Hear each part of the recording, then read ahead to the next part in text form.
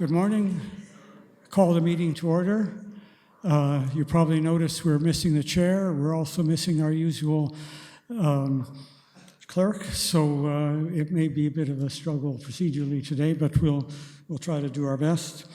So calling the meeting to order. First item is the approval of the agenda, and there were a couple of additional correspondence items that you should have found on your desks, which are part of the agenda. Are there any other comments on the agenda or proposals to change the agenda? Actually, I could raise a point. I notice we have a briefing from Dr. Campbell. Is Dr. Campbell here? Yes, okay. Again, it's a concern that we've had before. We have a long agenda with a number of heritage property applications which are time sensitive, and there's a concern about losing quorum before the end, and I would be open to a motion from committee to move Dr. Campbell's briefing to the end of the statutory business.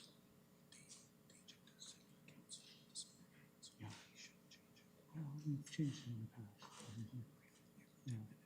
No, okay. I think the clerk is kind of reluctant to make changes, which is quite understandable, and so we'll proceed. I want mover and seconder to approve the agenda. Peter Goheen, Matt Goodwin. Any discussion? Those in favor? Opposed? Carries. Confirmation of the minutes. The minutes you should have seen. Could I have a motion to confirm the minutes of the last meeting? Jamie and Peter. Any additions or amendments to the minutes? Yes. Yeah. I'm listed under present for the last meeting, but I wasn't able to be at the meeting, so I was not present. Okay. That's Patricia Fiore. Yeah. Mm-hmm. Any other comments on the agenda or corrections to the minutes? Ready to vote? All in favor? Opposed? Carried. Disclosure of pecuniary interest. Are there any disclosures of pecuniary interest? Seeing none, we'll continue. Presentations. There are no presentations, no delegations, briefings. We have a briefing from Dr. Campbell, Manager of Cultural Heritage.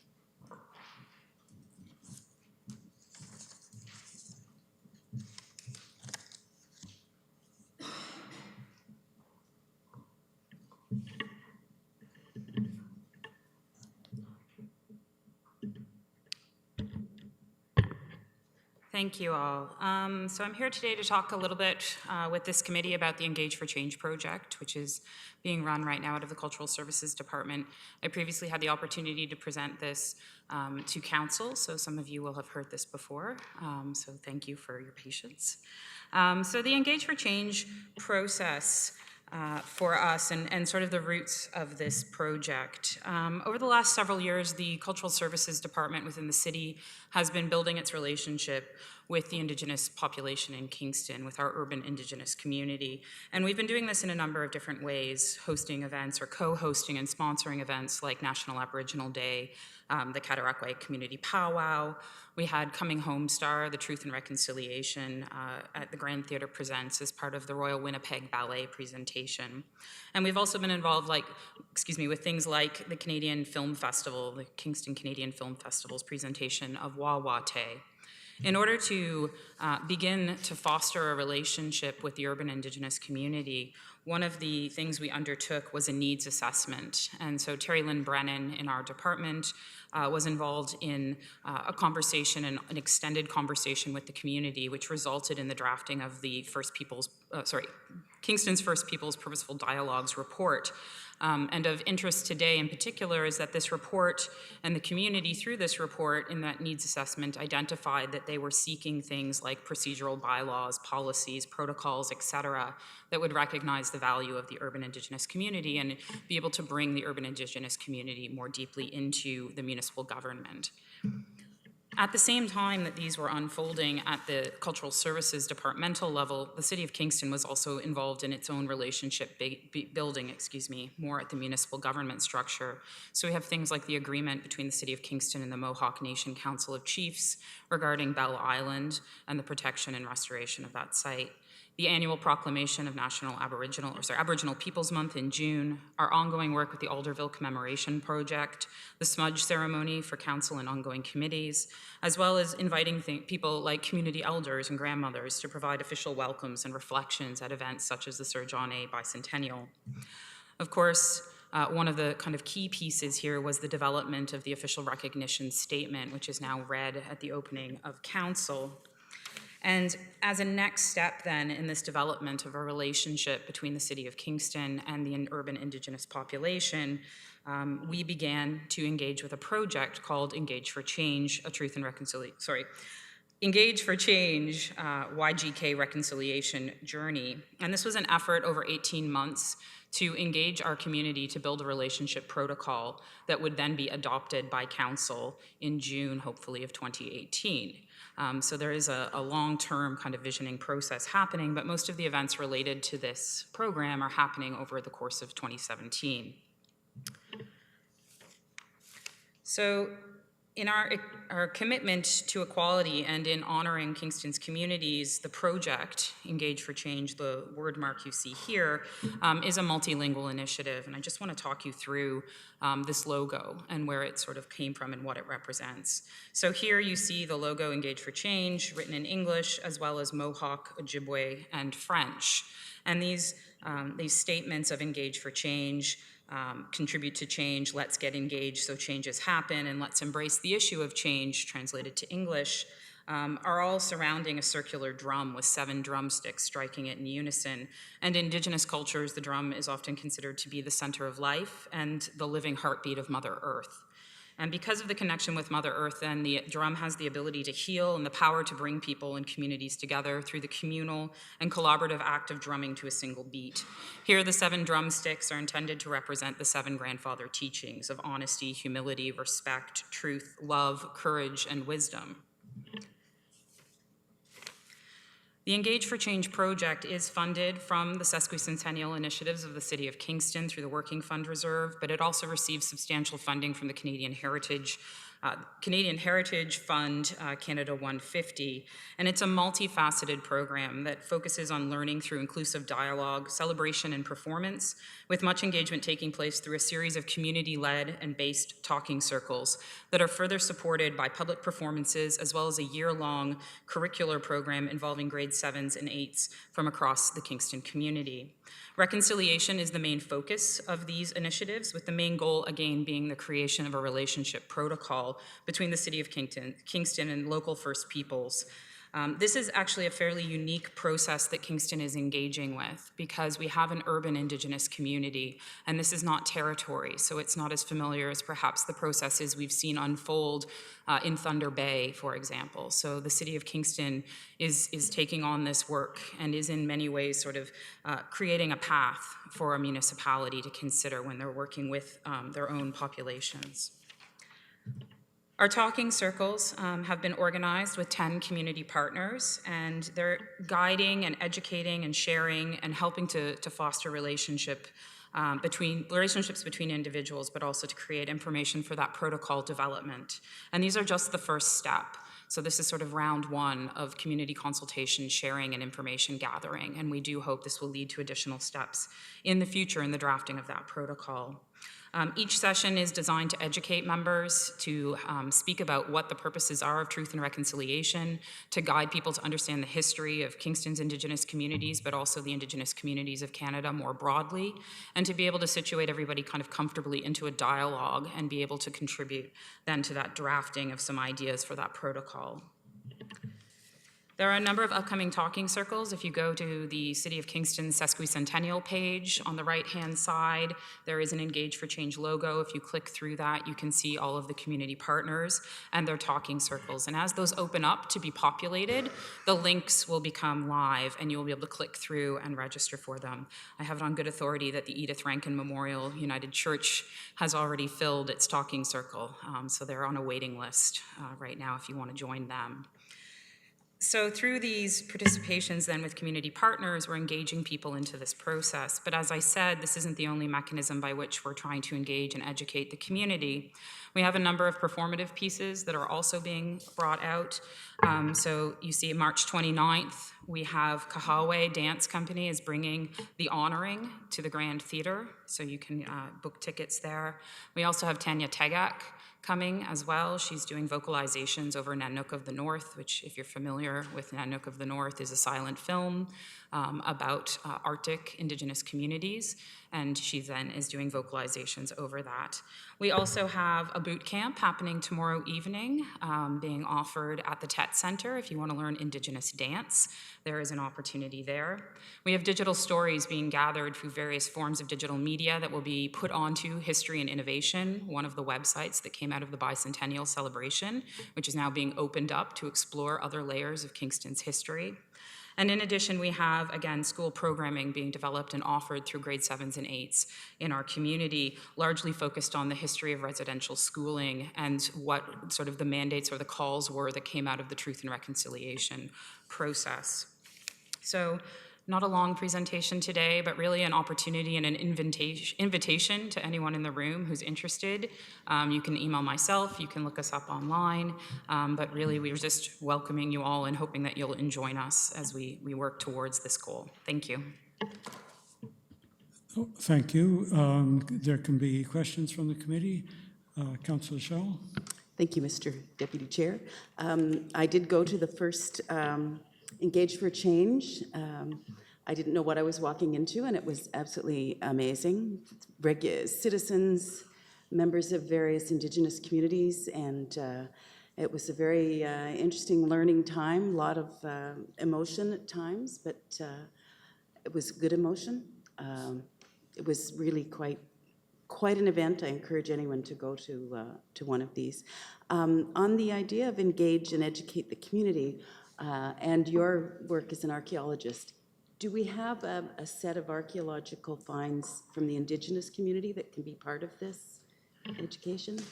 That's a really interesting question. So, as I mentioned the last time that this committee met, and I talked a bit about the archaeological master plan for the City of Kingston, which has a very special kind of consideration for any material that comes from an Indigenous site.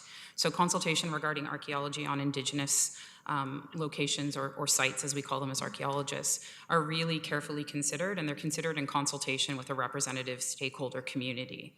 That being said, it means that when the City of Kingston received the archaeological collections that it did in the transfer of the CARF materials after the Cataraqui Archaeological Research Foundation was sort of dismantled and we accepted some of those materials, one of the guidelines was that we would be very, very careful regarding any of the First Peoples material that was transferred.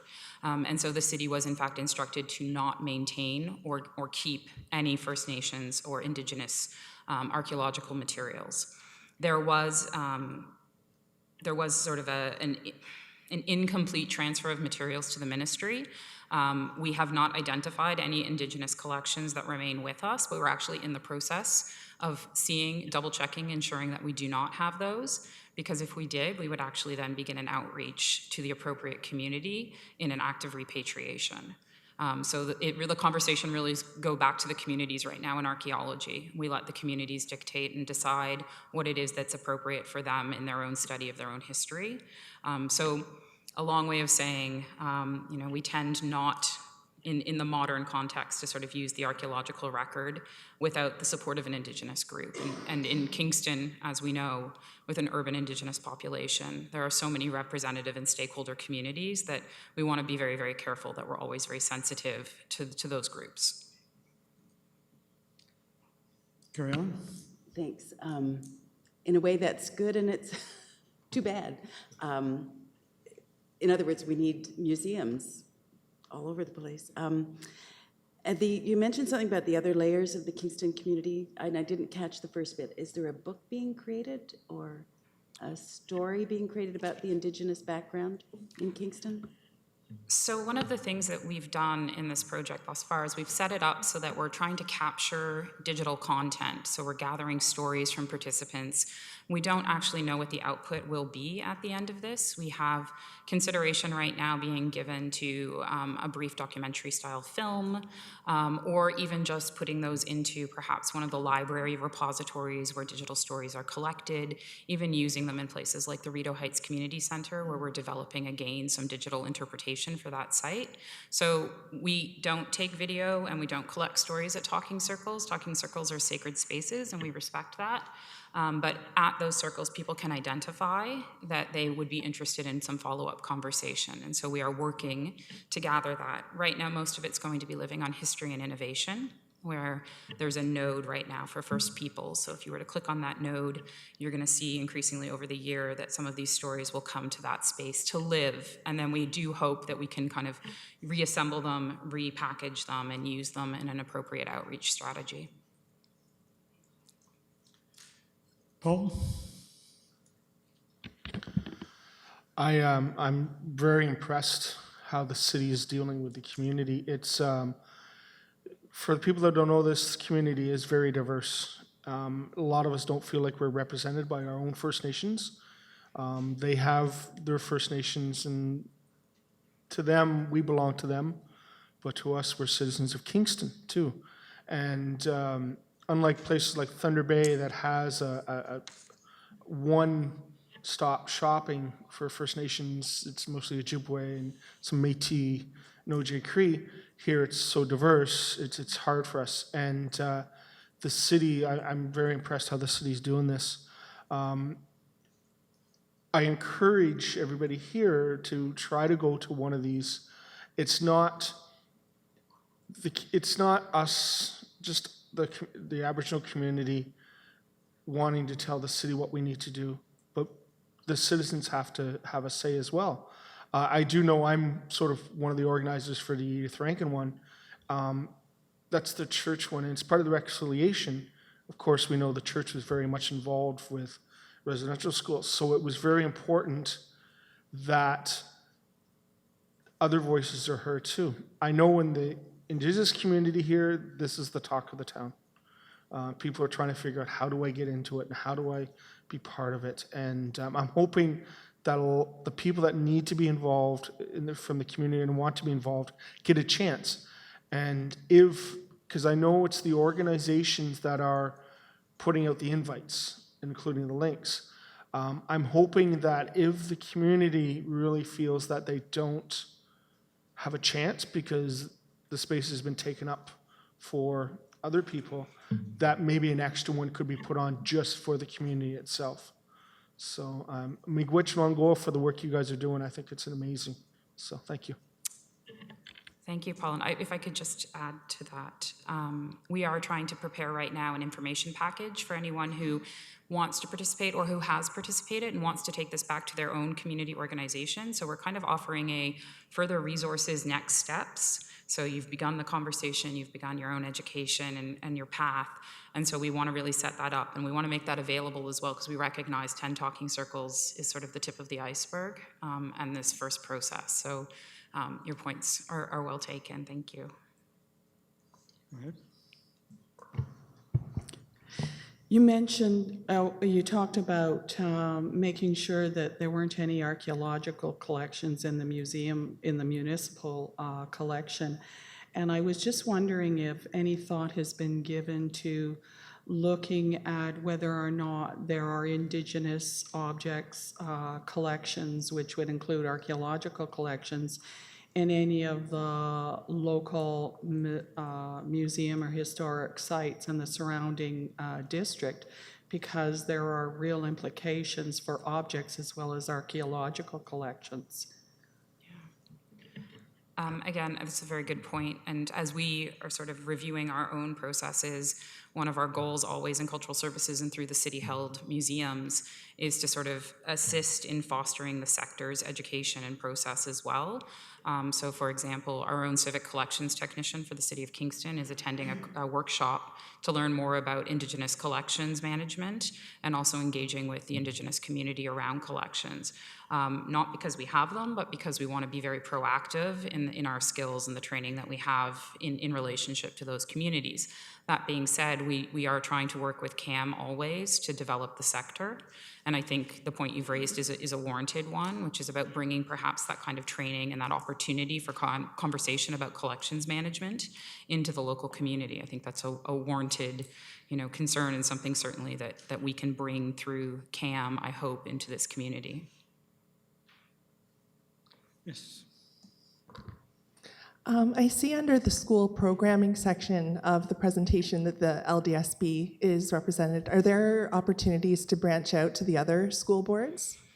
Yeah, so this year we, because of the way the school cycle kind of runs and the timelines to get involved with community educators, we are sort of locked in right now with the groups that have agreed to participate. But the idea is that the curriculum that is developed this year would then be something then that would be available for adoption and continued rollout in future years. So this is, I believe there are 13 educators right now participating in the development of that curriculum, and then it's being delivered through that school board. But again, in the future, our hope is that as other teachers and educators see that package and see what the strength of it is, that we will be able to then involve increasing numbers and spread this out to more, yeah. Any more questions? Oh, thank you very much. Thank you. So we'll continue with the agenda. There's to business items. The first category is statutory business, and the first item under statutory business is the application for a heritage permit for 5256 Earl Street. Ryan? Yes. Do we have anything under the pump house in McLaughlin? I'm not aware of anything. No. Thank you, Mr. Chair. Just before I get into the application, quick plug for DASH. It is up and running, active for heritage permits. This is the sort of public-facing map feature on our DASH system. And the purple dots under number 3 here are the heritage permits, and they're represented as purple dots. So these are all the currently active files before us. And I believe if you circle in on one, you can bring up the basic information pertaining to that application. So this one is the one that we are looking at first.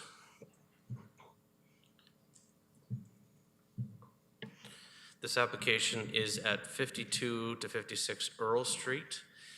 It's located on the south side of Earl Street between King Street East and Wellington Street in the Old Sydenham Heritage Conservation District.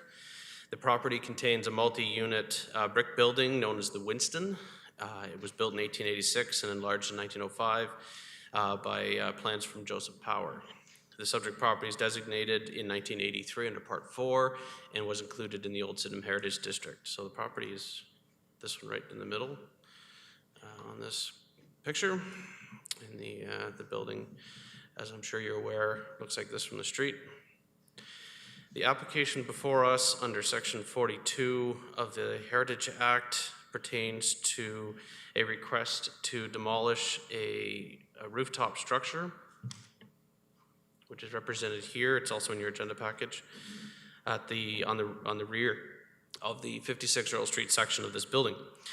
The applicants wish to construct a new rear rooftop addition to replace it. The proposed addition will be 1 story with the same width as the existing and approximately 3 feet longer than what's there. It's to be clad in metal, painted in a dark gray shade.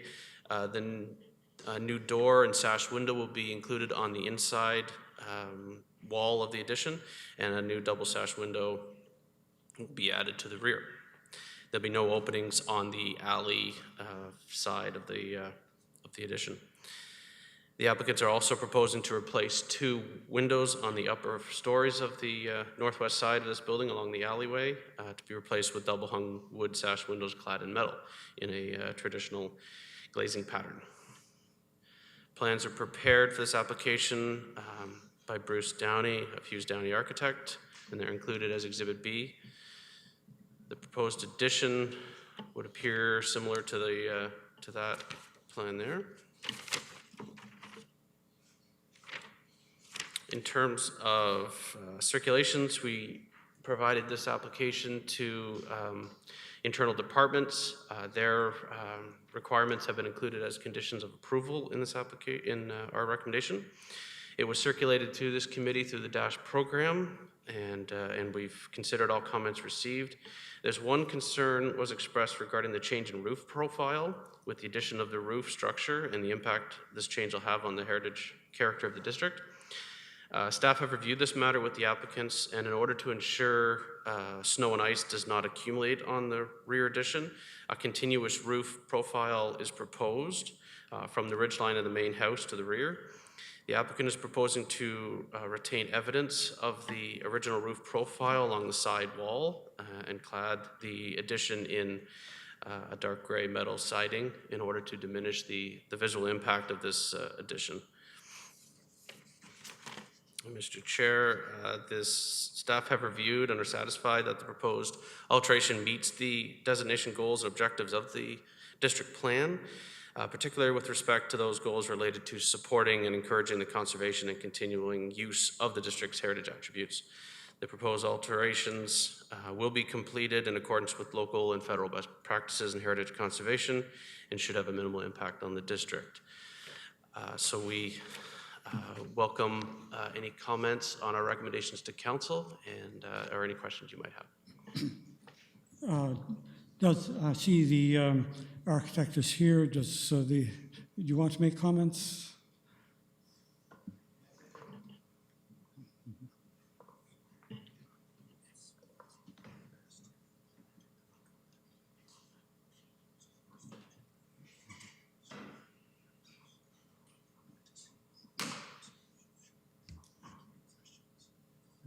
This is part of the presentation.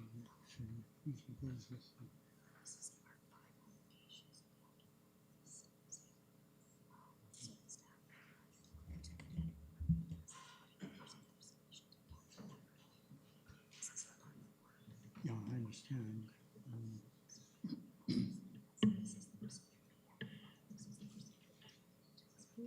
Where do committee members ask questions of the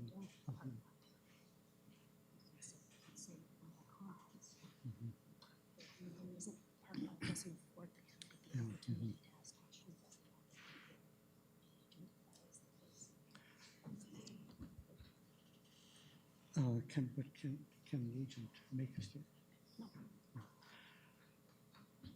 No. I've been advised that under the procedures that we're supposed to follow, you cannot comment, and we cannot ask questions of you.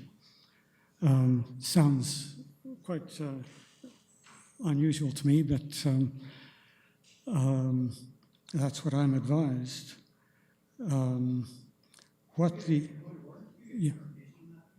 Pardon me?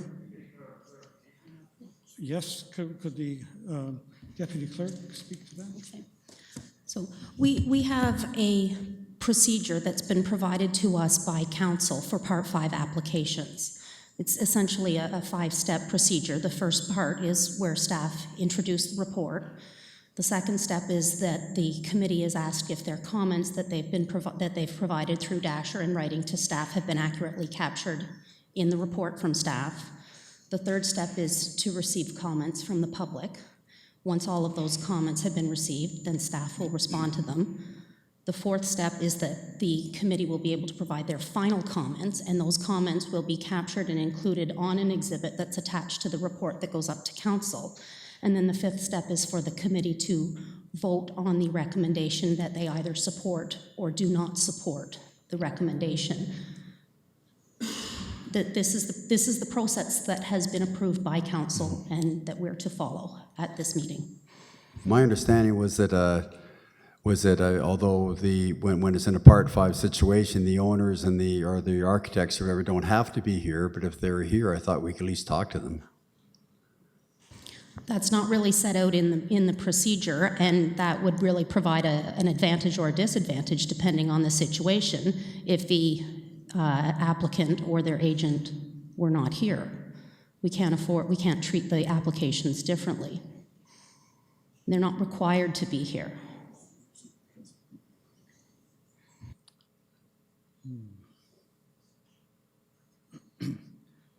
I'm particularly sorry that our usual chair isn't here because he's had experience in, what troubles me is that in the last meetings for Part 5 applications, we have been able to ask questions of the applicant. So now today we seem to be being given a new procedure to follow, which I think is very unfortunate. Pardon me, Mr. Chair, if I may interject. You are correct that at the last meeting, there was the opportunity for questions to be asked of the applicant. But if you will recall, the chair did at that meeting advise that we had veered off the procedure. And I think it's just, it occurred because we had had a break over Christmas. There was a meeting that didn't occur, and we hadn't seen a Part 5 application in some time, and this procedure is still fairly new to the committee.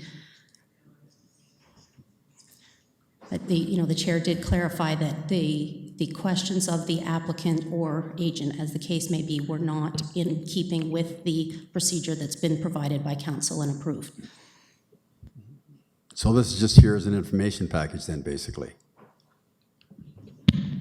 You have the opportunity to provide your comments through the DASH system in advance of the report being prepared.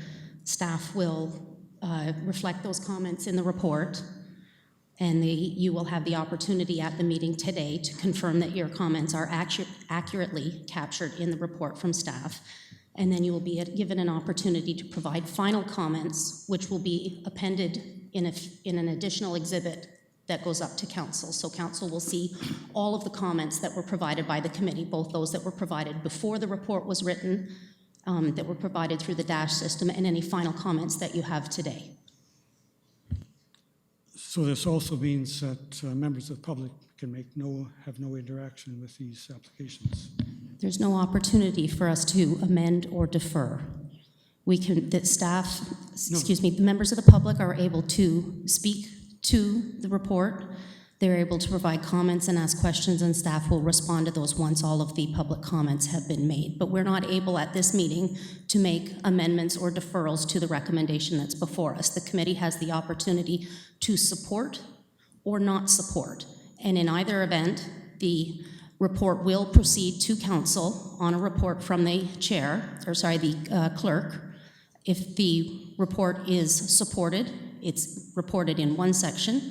If it is not supported, it's reported in a different section. But either way, the Part 5s will go to council.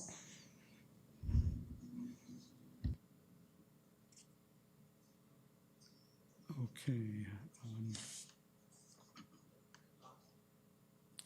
Paul? If staff could just clarify, if we had a question about the application, then how could we ask questions to clarify our concerns?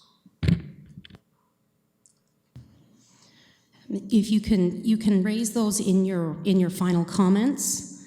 If there is a specific question that would help you make your decision about whether or not you could support or not support, then staff could entertain that, but we can't get into the specifics of the recommendation. We can't have questions about can we change this or that. We have to be at a very, a question has to be structured in such a way that it would be a decision-making factor for you and help you make your decision about whether or not to support the recommendation from staff.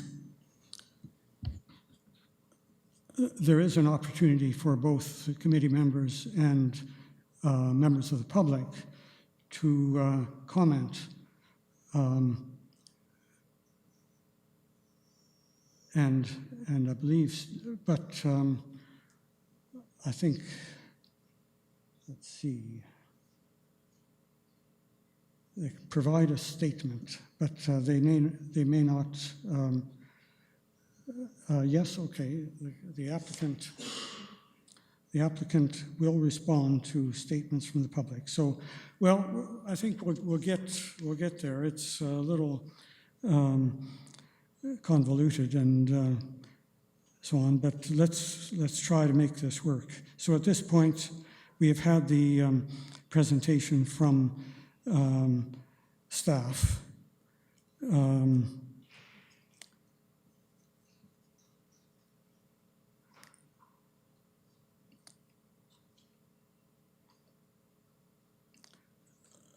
I think at this point then, according to this, the committee members are asked if their submissions through the DASH process or following the DASH process are accurately captured in the report. So if there are any concerns about whether the report in the agenda includes concerns that you raised or points that you raised in the DASH process, this is where you can sort of verify that that has happened. So are there any concerns about whether your input or comments have been accurately included in the report? Paul? I just wanted noted that, and I made a mention at the last meeting, for some reason, the emails that were going to my junk mail. Oh, yeah.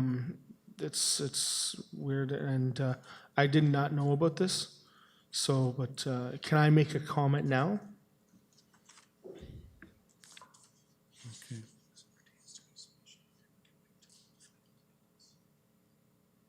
Yeah, you'll have an opportunity to make comments later. So there is still that opportunity.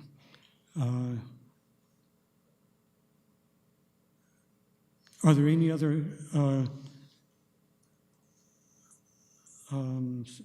suggestions from committee members about their comments to the application? This isn't exactly that, but I just got to say, I mean, I understand that it's a Part 5, so we're basically just commenting whether we accept it or not.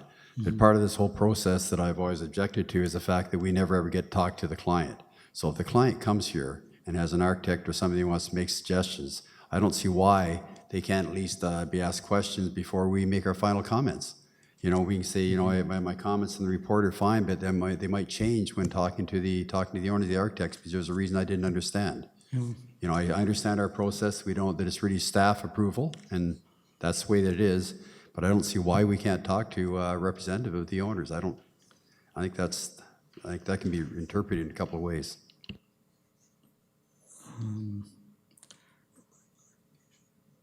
Yeah, you want to speak? So the reason after everything is submitted through DASH, staff take those under advisement and they work with them. And following that procedure, the reason with the Part 5 is that at the end of that, for today, is either our support or not. So we can't do any amendments or deferrals today. So any comments to that end, that is not possible. So to make comments today sort of in that direction, that point is already passed. But it does appear that, yes. My understanding is that, sorry, your name? Mac. That Mac understands the procedure. He just wants to get a little bit more information or ask a question that would weigh in on whether he supports or does not support if the opportunity is available. But I think he clearly understands what the procedure is. At least that's my take. So there will be opportunity in part 4 for final comments. So if somebody wants to provide a comment or ask a question regarding their decision to vote yes or no for some clarification that would help them make that decision, that's fine. So, but any amendments or... So he does get to ask questions of the architect, No, just questions of staff. only to staff. Yeah. But So, if committee members ask questions of staff, I presume staff could refer to the applicant if there are questions that they can't answer or not sure how to answer directly. I think that sounds reasonable. Mr. Chair? Mr. Chair, yes, that's correct. If there is a question, it will be answered by staff. If for some reason there's a technical component that staff needs to have the agent answer, and if the agent or the applicant is here, then we could defer to the applicant or the agent, but we can't automatically go to the applicant or the agent because in all cases they may not be here. They're not required, like there's no statutory requirement under Part 5 for the applicant or the agent to be here. So we have to first follow a process where we have staff respond to any questions that may come up during the fourth step. All right, so I think in the end we can maybe get the kind of information we want, but Councillor Shell. Thank you, Mr. Deputy Chair. My question is also process in the comments that Don Taylor made, and in the next application 214 Green Bay, staff have just sort of commented on the comments that were received. This one, I don't see where staff have responded to Mr. Taylor's comments. So that was the one that I wondered about because it did discuss the roof line and that sort of thing. So I just wondered where it would be in the actual report, the response to Don Taylor's comments. Are you referring specifically to my roof line comment? Yes, In this- you made the page where you've made your comments. In the next report, the responses are there, but not in this one. And I think you're going to get an answer. All right, perhaps Jay? Sure, thank you, through you, Mr. Chair. So I think the question was, how are the comments received through DASH reflected in the report? Is that? Okay. Yes, particularly staff's response. Okay. And whether they've been incorporated or not, and if not, why not? Okay. So I sort of, to Mr. Jervin's concerns, I certainly appreciate the concern about not being able to have that direct interaction. The whole purpose of all this is to try and have that interaction through DASH and through the planner on the file. We don't want to exclude that ability to have that conversation, but we want to try and facilitate it a little bit so we can be privy to the conversation and then have answers for the benefit of the committee at the committee meeting itself. So, answer to their question is we get the comments through DASH. If they're of a technical nature and we don't have the answers at our fingertips, we consult with the applicant or the agent to get the answers, reflect those in our report sort of in, excuse me, in lead up to our recommendation. You should be seeing in our reports a response to the questions where a response is warranted.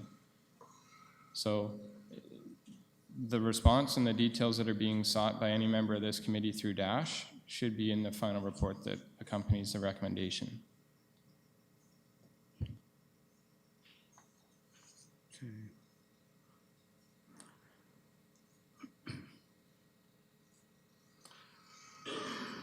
Any further questions from, or rather questions about their submissions from committee? Sherman. Thank you, Don. I believe I understand it that I did not make any suggestions, so therefore I cannot comment on whether my comments were consistent or not, but that I do have an opportunity to add to that. I also understand that I will be voting on and making a decision based on the statement that is as is written. And for that, I'm quite clear. So I'll save my comments. If it is, you can confirm, I will have an opportunity to comment on the recommendation, not to change it, but to comment it afterwards. Is that correct? Thank you. Well, in a short while, you'll be able to make comments and ask questions of staff, and that may elucidate some of the additional information you like. But first, I think we're still focused on what you have submitted and whether you're content with what you have submitted already. And if that's okay, then we proceed to the next step where members of the public are able to provide a statement on this application. So, members of the public, all right.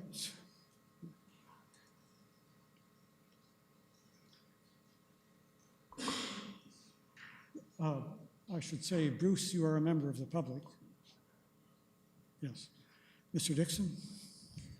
Excuse me, Mr. Chair. I know there was some discussion earlier with respect to who can speak and who can't speak, so I just want to provide some clarification. So in this particular process here, members of the public are able to speak. So being that the applicant is also a member of the public, they should be afforded the same right to answer any questions that they may have of the committee. So on a go-forward basis, just to reaffirm this, the applicant is able to provide their comments and answer questions should they choose to.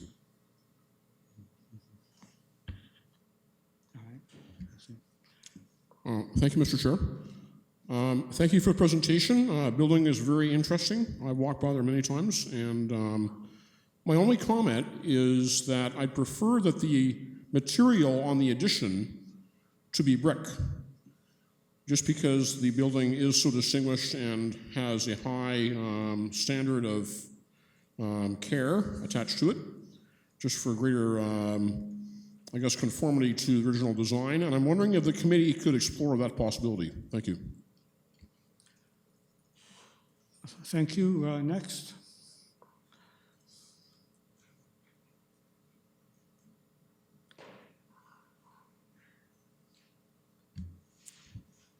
Thank you for this opportunity to speak. The building presently has, as you can see, a little bit of a structure, like a chicken coop really, on the roof at the back of the building. And it is sided, as I think that it was a very good presentation that was given by Ryan on this. He described it very well. In the documents that are presented, it shows the addition as a light gray. That was really just to have it stand out so that anyone looking at the documents can see it clearly. I'm not trying to hide anything. I'm not trying to disguise the effect of the building. That's what it's going to be like up there. But in light of the comments that Don Taylor submitted and were passed on to me through the planning department, we suggested that color be a darker color. And subsequent to that, we examined, as you can see in these photos now, there's a variety of colors on that roof, from salmon to orange to burgundy to gray. And on the elevation in question that you see from the street, that end of the building, there are 3 shades of flashing. And we're suggesting that shade of flashing be unified to one of the colors, which is a dark burgundy color, which would be consistent with a lot of the rest of the building. Or a dark gray, and so we would be seeking to be able to clad the addition in a dark gray or a dark burgundy, and we have stayed away from using a material that is in the primary portion of the building in order to distinguish this part as being different than the primary portion of the building, and that's why it's not brick. And to have it even more recede by having it a deeper dark color. With regard to the windows, I think it's important to note that the the window frames will remain. We're not taking the frames out, we're taking the sashes out, and we're replacing the sashes with a new sash construction that slips into the existing frames. So what you see from the oblique angle up the alleyway is exactly what you'll see when these windows are changed, because that frame is going to stay there. The purpose of that change is that the alleyway, you can see, is quite narrow. To get a ladder into that alleyway to do anything like clean those windows, repair the outside, is exciting, if I may put it that way. So it'd be easier if those windows could be cleaned and repaired from the inside, and with a newer window where the sashes can rotate or alter around, it's easier to get at that portion of the building. Thank you. Any other comments from the public? Okay, I now ask staff if they wish to respond to any of those comments. Thank you, Mr. Chair. I don't really have anything more to add to what the agent for the applicant actually noted. Best practices in heritage conservation would discourage trying to mimic the same material as the existing building. A metal siding actually is a good alternative. It will clearly show that this is a contemporary change in addition to the building.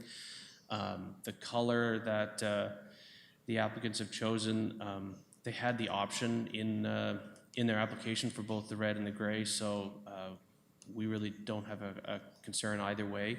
And the motion that's before you today does not specify the color, so I think we're okay to proceed as recommended. So that's our comments. Thank you.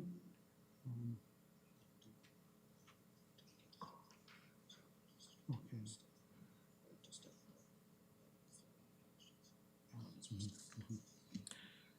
All right, at this point, the committee can make comments on the application, and these are, I believe, individual comments, and they should be captured by staff and provided to council. So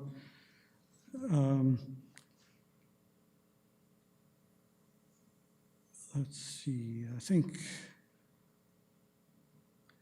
along with that, they can, yeah, okay. What about questions? Should these be separated questions and comments? No, it's just explanation. Yeah, it's just all. Ask questions. Yeah. So if there's anything, no questions. Mm-hmm. Okay, so I think committee members can ask questions of staff and make comments on the details of the application. Staff will eventually respond to those questions, and they may ask the applicant to contribute as well. So comments and questions on the application. Sherman. Thank you, Mr. Chair. Comment with respect to acknowledging what is changed. And specifically, should it, to staff, would it be not valuable to state in this recommendation so that all reading can understand that the roof line is actually being raised. The roof line is higher, the proposed new roof is higher than the original roof.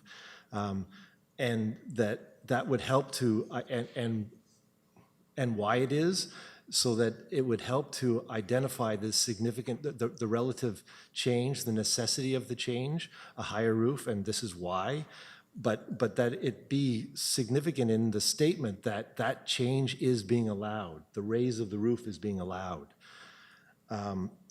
And the other is an acknowledgement of the mass, the extension, the size of the addition is an increase, and that should be acknowledged in the statement. We are allowing the massing to change, the size of the addition to change, and this is why. So that there's less question about it. It's more straightforward. This is what is proposed, and this is why. And I think it would help in our decision that we see that those questions have been addressed and acknowledged and easier for us to support. You have seen the paragraph at the bottom of page 7 of the agenda that refers to the roof profile. Is that what you were looking for, or you want additional detail? In the, not sure about page, it's this, at the very first page, second page, that is the recommendation. In those statements, that there be acknowledgement of what the change is, or indeed, I don't know whether it needs to be in a conversation, but so that when those we are seeing what the recommendation is, there is acknowledgement of roof has been raised or whatever. I understand this cannot be changed, but I think there's value to that acknowledgement of the changes, similar to the way Committee of Adjustment does it and that sort of thing. Yeah. So it be actually in the recommendation, a comment in the recommendation. I think, recommendations are generally pretty sort of bare bones legal words and don't normally go into discussion or explanation at that point. But certainly, if you're not satisfied with the explanation that's given in the text on page 7, and that Ryan has already mentioned, you can ask for more detail about why the roof was raised. And do you want to put that question to staff? No, I don't want to have it in. I don't have it as a question. I just simply recommend or advise that it'd be better that it's in the description of, in other words, a variance that was allowed. Here's the variance, and this is why. Yes. Does staff want to answer or respond at that at this point? Thank you, Mr. Chair. I don't think we have anything to add. We thank the member and for his comment, and we will certainly consider that for another application. We do speak to this change in detail in the analysis section of the report, pages 5 and 6. But as you mentioned, the motion is fairly bare bones in order to, and it does state that it's in accordance with the details in the application. So it's a covering statement that covers all the details. The fear is that we put some information in the motion and not something else. And so we try to do, as you said, keep it fairly high level. So, but we will take that under advisement, Mr. Chair, for future applications. Other questions, comments from members of the committee? Ryan, sorry. Thanks, Tom. Sherman. Yeah, I just want to make sure it's clear. As I see it, my comment is guided by the district plan. The district plan says you cannot have an addition roof be higher than another. And it would be clear, I believe, it would be clear that the recommendation is acknowledging that this is being allowed, right? This is being allowed, higher roof. Not to expand the footprint, this is being allowed. I believe the recommendation should clearly state the variance from what the district plan designates, is my intent. Yeah.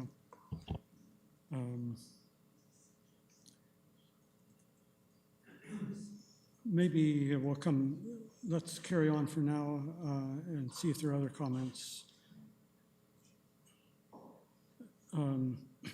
I'd like to speak as a committee member. We need a vice chair.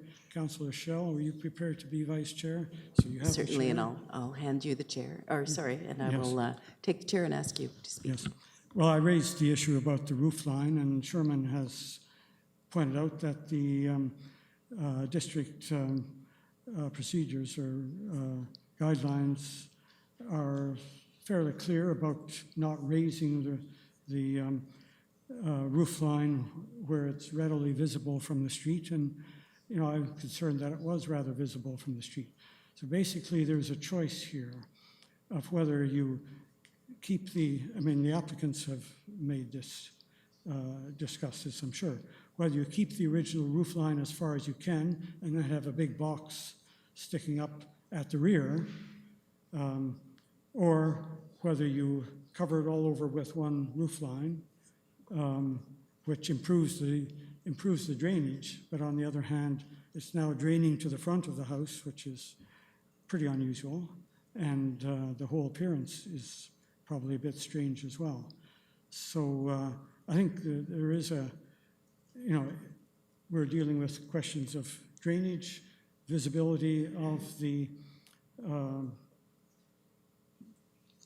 bits and pieces on the roof line, and at the moment there are all kinds of irregular objects back there, but if they're not very visible, we tend to accept them. So it's a question of which is more visible and which is more acceptable in terms of water drainage and so on. So I agree with Sherman, and I'd like to have a bit more input from staff or applicants about that decision.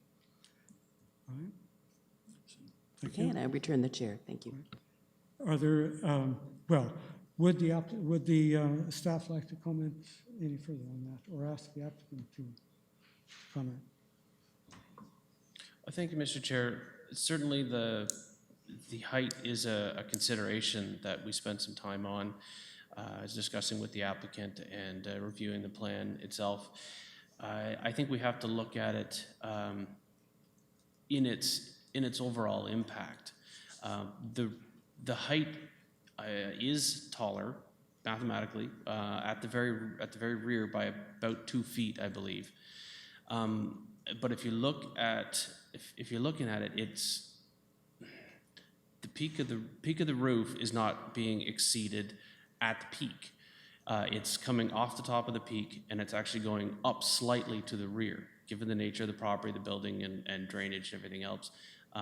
But when we evaluate these impacts, we look at it from the perspective of those who enjoy the district and the purpose for the district. So we look at the whole plan, and the perspectives from those who are traveling along Earl Street and who are enjoying the character of this district. That half a meter, that 2 feet at the very back of the building will be virtually indistinguishable. There is so much going on in this building from an architectural perspective, and given the narrowness of that alley, you only get a glimpse of this structure at the back. So that height was viewed as a acceptable minimal impact to the district in itself. So that was our analysis, and we tried to enunciate that in the report. So I hope that answers the member's question. All right, thank you. Paul? I sort of now understand that it's better that it's not above the original peak of the roof. My question, page 19, the proposed addition, the view from the parking lot, it does show a much bigger footprint, but I want to know, is it sort of extending out off to the side? Is there like is it like this and then the original wall is like this? Because it looks like it's extended out from that. Now, can someone clarify that for me? Did I say that right? You understand what I'm saying, Ryan? Yes, I think the plans should show that. I think we have them on the screen. I'm getting there. That's the elevation sign. So this one on proposed addition, it looks like the wall is out a few feet from the original wall. The addition has been extended further to the rear of the lot, 2 or 3 feet. Okay. But I don't believe the width has changed. Yes, what the chair said, that it is extending to the rear by a few feet, but not out into the alley at all. It's the same. Maybe it's just the way this drawing is. If you look at this drawing right here. I'm gonna try to bring up, Yeah. is that this plan here? Yeah, you see the bottom red part? To me, that looks like it's, yeah. Mr. Chair, I think that's just a visual hiccup. The agent is here and could clarify this for us as he drew these plans, so I could perhaps defer to him if you'd like confirmation, but it's my understanding that this does not project beyond that wall in any way.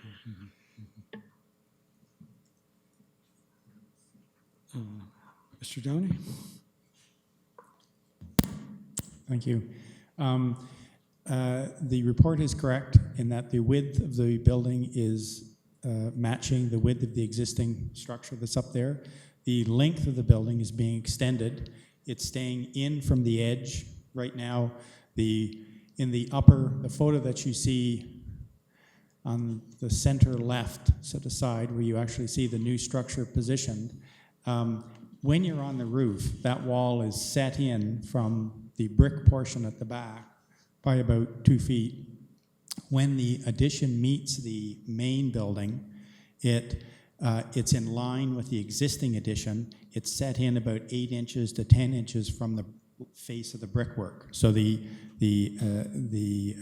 building itself is set in from the line of the brickwork of the main building, but it extends out further towards the parking lot, or it's longer, by about 1 meter, as the report states, because presently that structure rests on the roof structure of an old building below it, because we did some investigative surgery to the floor of that shed structure so we could see what was under it, and it's actually resting on the roof, and we felt it should rest on a wall, so we've extended it 3 feet in order to gain that structural ability.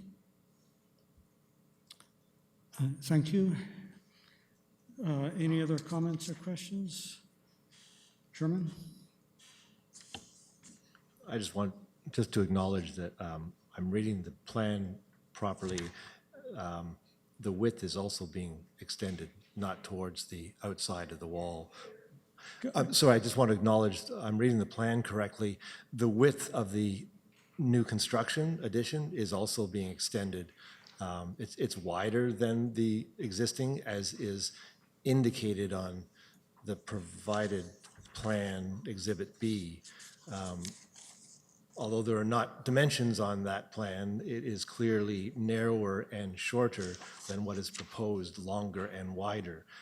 Again, if the statement acknowledged those change, we wouldn't be questioning it, I believe. But that is how I see it. It is wider and longer. Thank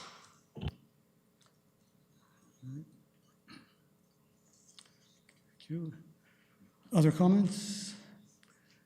And I think at this point we need to vote on whether the committee supports the application, and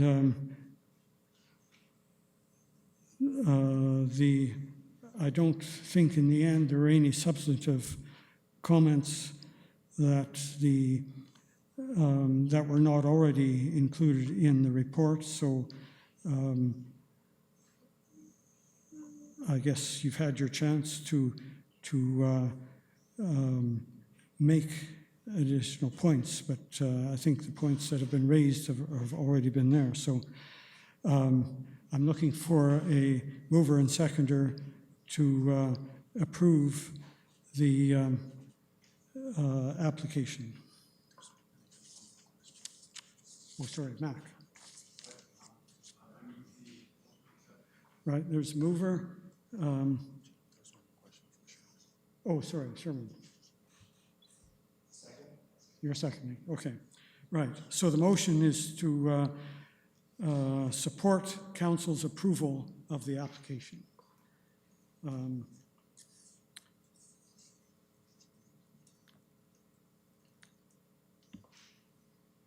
So ready to vote? All those in favor? Opposed? Carried. Thank you very much. Could I make a point here? Because I'm sorry to interrupt, but I think that the way this motion has been worded and the way these motions are worded is actually confusing. The most obvious way when I read this motion, the most obvious interpretation I make of it is it supports council's approval. That implies that council has already approved this motion, and that is not correct. What we're being asked to do is to approve a motion to council to approve. And I would like to think that the word smithing of the way the motion reads is clear and a bit more accurate, because this makes it look as if we are approving something council has approved, and this motion is still to go to council, and we're being asked to do something a little more precisely than all of the motions imply. I agree. I think the wording is a bit unfortunate, and we should be able to do better next time, I think. I think we all understand what we're doing, that council still has to approve this, but it sort of has our blessing now, so to speak. All right, we'll continue to the next application, which is for 214 Green Bay Road. And again, I believe it's Ryan to make a staff presentation. Thank you, Mr. Chair. Just going back to our DASH program, you can see this application is right here. It is at 214 Green Bay in Berryfield.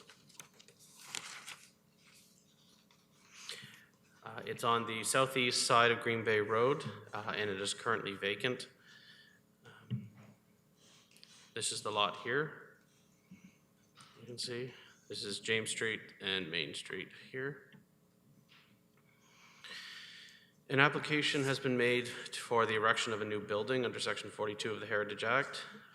The applicants wish to construct a new single detached dwelling and detached garage on the lot.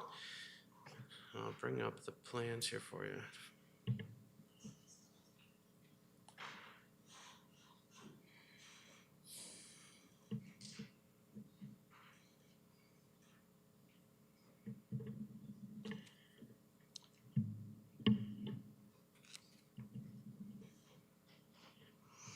The proposed two-story, 5-bay dwelling is to have a pitched roof and is to be clad in wood clapboard siding and standing seam metal roofing. It's to include flanking one-story wings on either side and a covered wraparound porch. There's the plans. All the windows are to be double-hung wood sash windows clad in metal with a traditional glazing pattern. A central main entrance is proposed with side lights.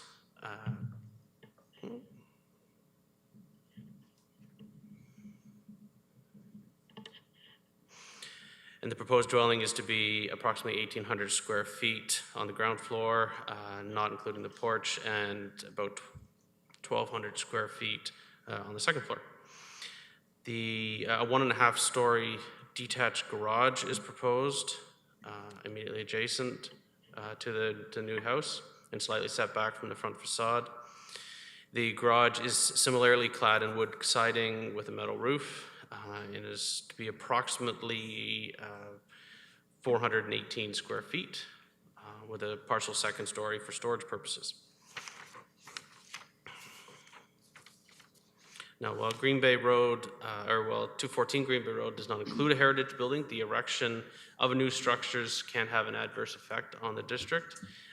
Therefore, the proposed works are required to be undertaken in accordance with the district plan.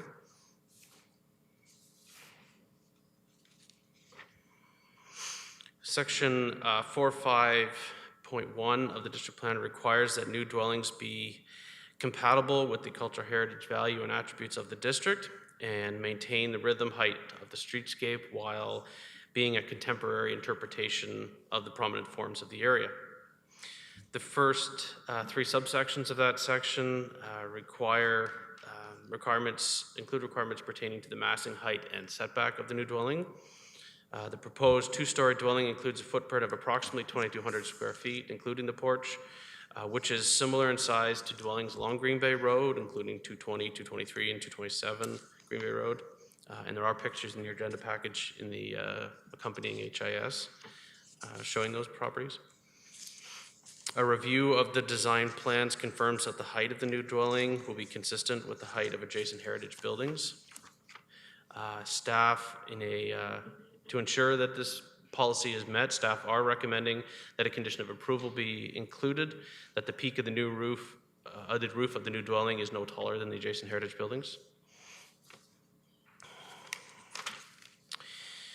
In order to be compatible with the cultural heritage value of the district, items such as the roof form, window proportions, primary entrance design, exterior cladding choices are extremely important in this district. The common roof form in the district is a low to medium pitched side gable roof with asphalt or wood or metal roofing. Windows in the district are typically vertical or rectangular. Primary entrance is a common design feature of most traditional buildings in the district. And the plan requires that new construction have an obvious entrance facing the street. And it is our interpretation that the proposal complies with all of these requirements. The current application also includes a proposal to erect a detached 1.5-story garage, again clad in wood siding with a metal roof. And we similarly note that the proposal complies with section 453 of the district plan, which outlines specifics for detached garages. So we circulated this application to the internal departments with a range of comments that are included as conditions where appropriate. I would note that this application, being in Berryfield, is subject to a site plan control application, which will be submitted and approved prior to a building permit. This application was also circulated through the DASH program to the members of this committee. There were a number of concerns raised following the circulation of the first submission that we received. Staff met with the applicants and their consultants to discuss concerns and comments raised by both the committee and staff with this application. The applicants have offered a response to those comments, which are provided in your agenda package, and have revised their plans accordingly. The second submission was also circulated through the committee, and we received a number of comments from that circulation. Specifically, some concerns were raised regarding the scale and height of the proposed dwelling and its conformity with the district plan. While the dwelling is larger than many in the district, it is not out of scale, in our opinion, to those homes found along Green Bay Road. Buildings along this portion of the district include footprints of up to 2,300 square feet, similar to what is proposed. And further, that the buildings along Green Bay Road and others in the district vary in height from 1 to 2.5 stories. And staff are including conditions to ensure that the approval is, it will be no taller than the adjacent heritage buildings, so that has been added. One of the members suggested that the porch be reduced in size, including reducing the depth from 8 to 7 feet. Staff are of the opinion that the porch as proposed satisfies the objectives of the plan, and therefore the reduction is not required. We did circulate that comment to the applicants though, but it did not form part of our recommendation. We received comments from the Berryfield Village Association, which were circulated this morning. They were received yesterday, and just briefly I wanted to speak to their 5 points in the letter. Their first point had to do with the arched window on the second floor of its conformity with the district plan. The increase in the window size from the first submission is in a direct response to comments received from this committee. It was heightened in order to add that vertical and rectangular dimensions to the window, which is predominant in the district. And the width is to match the vertical lines of the entrance below, including the side lights. And there are many examples of windows of this nature in the gable peak of the houses in the roof. The second point had to do with windows being too close to the corners and a style called picture framing of the windows. The new building in the district plan requires that new buildings are a contemporary interpretation of historic forms and not replicas of heritage buildings. And therefore, and further, there are no specific policies that in the district plan related to this type of window form and its position close to the corner. The third point that was brought up was the roof was too steep.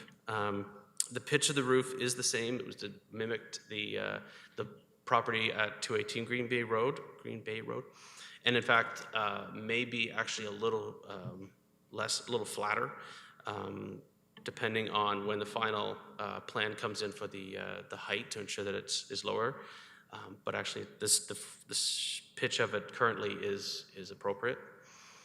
The fourth point had to do with the garage being too tall. The plan itself notes that detached garage are to be lower in profile than the principal dwelling and setback from the main wall of the new dwelling. And it's our interpretation that the proposed garage is in conformity with this section. And finally, the village notes that the new elevations, should be provided to confirm the height of the dwelling.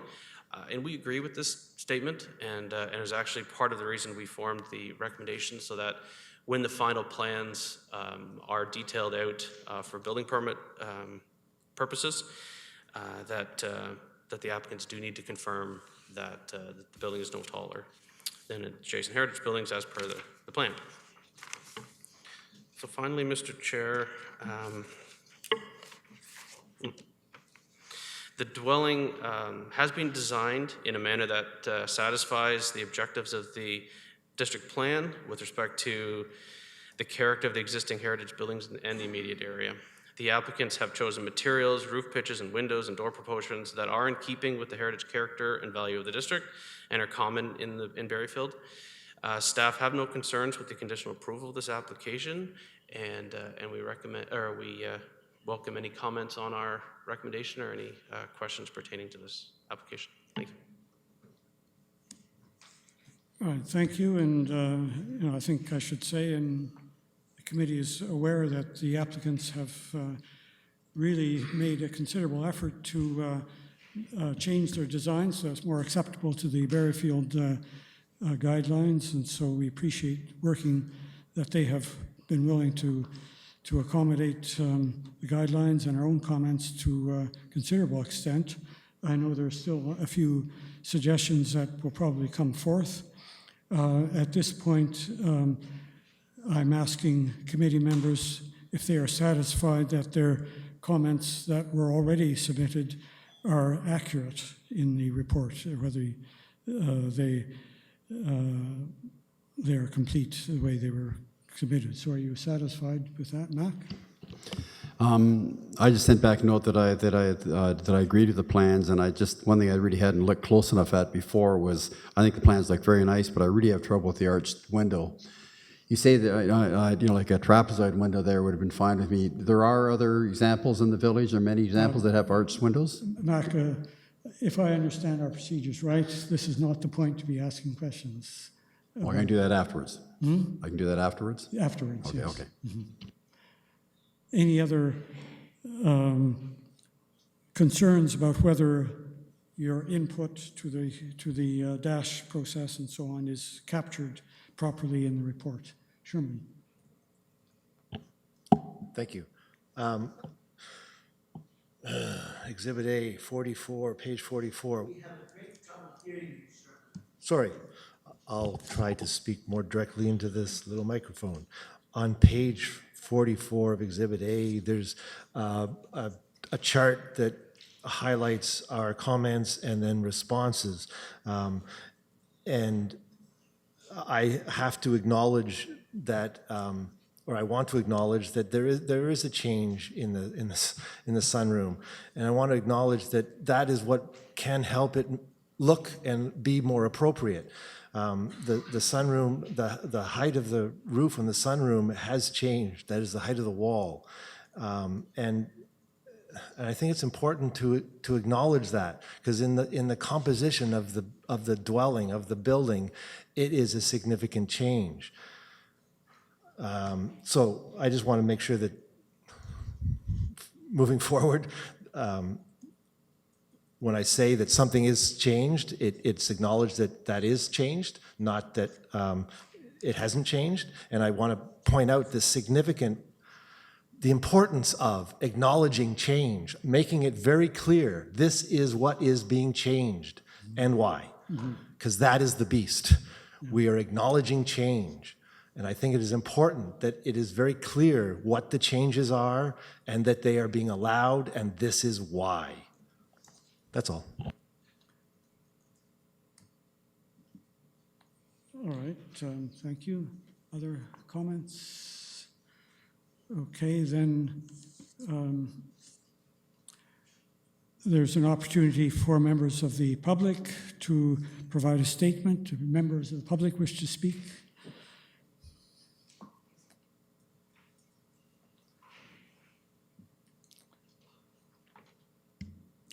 Thank you, Mr. Chair. Looking through all the material, and very thorough reports were given, so thanks for that, for all the information.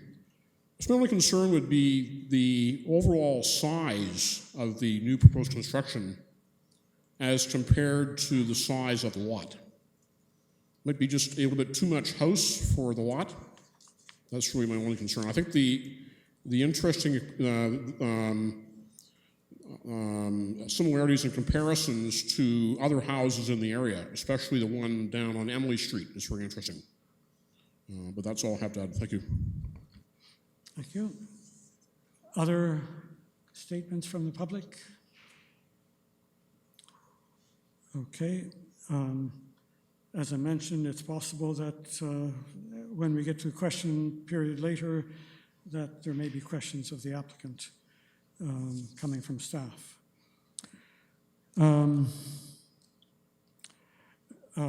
Staff want to respond to Mr. Dixon's comments?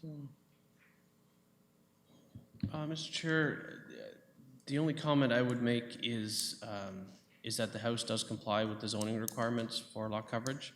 And we spoke to the footprint in our analysis that it is similar to those in that area. So we didn't note it as a concern. So now the committee can make comments and ask questions about the application. So go ahead. Matt? My question just goes back to what I was mentioned before, is about that arched window over top of the entranceway. It does seem kind of massive and a bit out of place. And are there many examples of an arched window? The whole building is pretty square. I just don't understand the arched window, the arched transom. I would draw the committee's attention, I think I can do this, to, if I can find it. There's a page 67 of the agenda. Page switch? Page 67 of the agenda has, from Jennifer McKendry's HIS, sorry, page 69. Page 69 has a number of photographs of new two-story houses in Barryfield. Right. And a couple of them have sash windows over and a gable. Here's massive. At least one does. And if you look at the bottom two in particular. I don't have a problem with the gables. It seems so massive. I think it's relevant to the question you're asking, because the width of the gable window are, in those examples, are less than the width of the main entrance.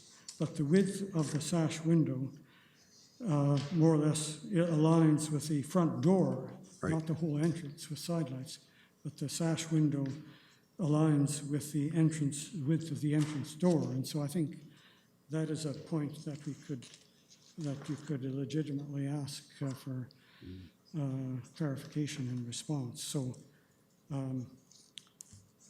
just a follow up on that. Pardon me? Just follow up on that. Yeah. I mean, when I look at the drawing on, say, for 256 Main Street, although it seems to be fairly wide, it isn't as like it's not a full arch window. It's a broken arch, I believe, and it doesn't go near as high as what this one does. It's just something about even if it was just, even if it was a lower, a lower pitch on the center of the window would be, to my eye, would be better.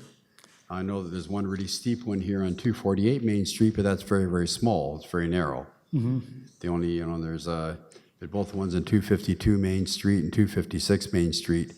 They do have arch tops. I acknowledge that for sure, but they're not as it's not a full arch, I don't believe. And I think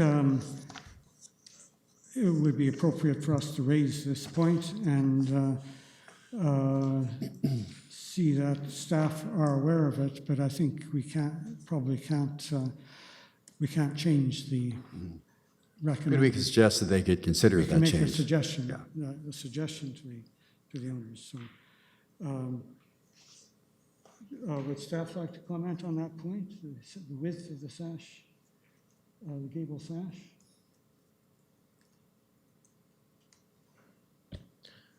Thank you, Mr. Chair.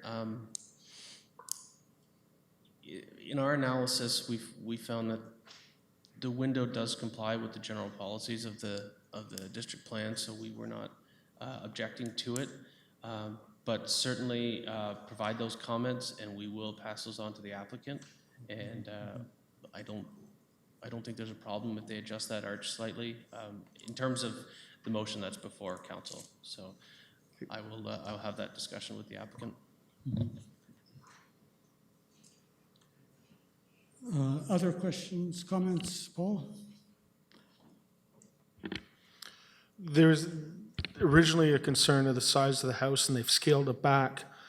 But the Berryfield Village Association, and you alluded to it, Ryan, about number 5. Nowhere do we see sort of the landscaping, and how will the landscape, will it make it bigger by landscaping it up higher or anything? So you were mentioning this is conditional. This is only conditional. So how will we know that they will take our comments and not make it bigger by changing the landscape? Or making it taller looking or too overbearing with the other? Because looking down is hard. We received plans before that actually showed how the landscape of the property is going to look, and this one doesn't show that. Yeah.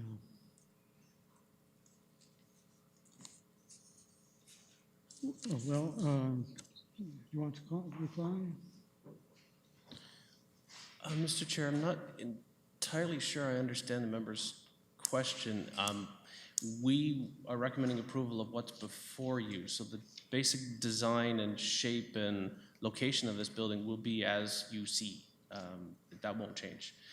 Our only condition had to do with confirming for certain the height. We didn't have anything that accurately showed the height of this building versus the height of the adjacent heritage buildings. So that was the only sort of outstanding question that we are essentially deferring until the final plans are put together for building permits. So we have asked, and we are making this approval conditional on the stipulation that it be no taller than any of those heritage buildings, which is in line with the policy. So, but as far as the massing of the building, it's what you see before you, and if it were to vary from that, we would certainly have to do something. I'm not just meaning that the size of the building, but the landscaping. So if they bring up the fill and they make that, it'll look larger compared to the homes beside it, even though the building's not any bigger and it fits within. But because of landscaping, I don't see that. I see. Does that make sense? Thank you. Yes, Mr. Chair, that clarifies. So as I mentioned, this property will be subject to site plan control. So those type of matters will be addressed at site plan stage. They will have to ensure that their grading and drainage complies with the requirements. The other limitation on this property is that a part of it is subject to flood hazard, and therefore it's within the regulated area of the Conservation Authority, and they have pretty strong stipulations as far as where you can and can't fill. So, they will be controlled through various means, yes, so. Other comments? Sherman? Thank you. With respect to the concept of picture window, there's been comments about whether the windows are to be defined as picture windows. I wonder, is there value to making reference to in the plan what a picture window is and that this is not one of them, or that these windows are not? My comment was about that the windows look like picture windows because of the size. If they're 6 feet tall and 5 feet wide, that seems to be like a picture window, but I don't know what the definition of picture window is so that we can confirm that whether this is or is not one. That is the central gable arch-topped window, or even the main floor windows that are 6 feet tall. If they do not qualify as picture windows, then clearly they're not. But if they look like large windows, maybe one thinks that they are picture windows. So I wonder if it would be valuable to acknowledge against the definition of what a picture window is, that this is not one of those because of its size. And I don't know if that's valuable to identify what a picture window is, and those that are used on this building are not that. I couldn't find that definition in the plan.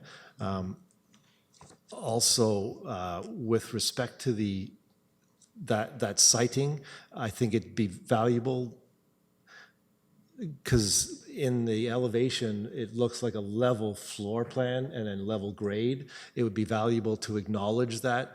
Grading is to be determined, and there may be a variance, but the height as opposed to the finished grade that will be provided will be regulated. But there is a chance that the grade may change, maybe, to create that level that is shown on the elevations. It's a one line. There's no variation in the grade. So I think it would be useful to acknowledge that if indeed the grade level, the ground, does change in order to provide the image that is shown in plan.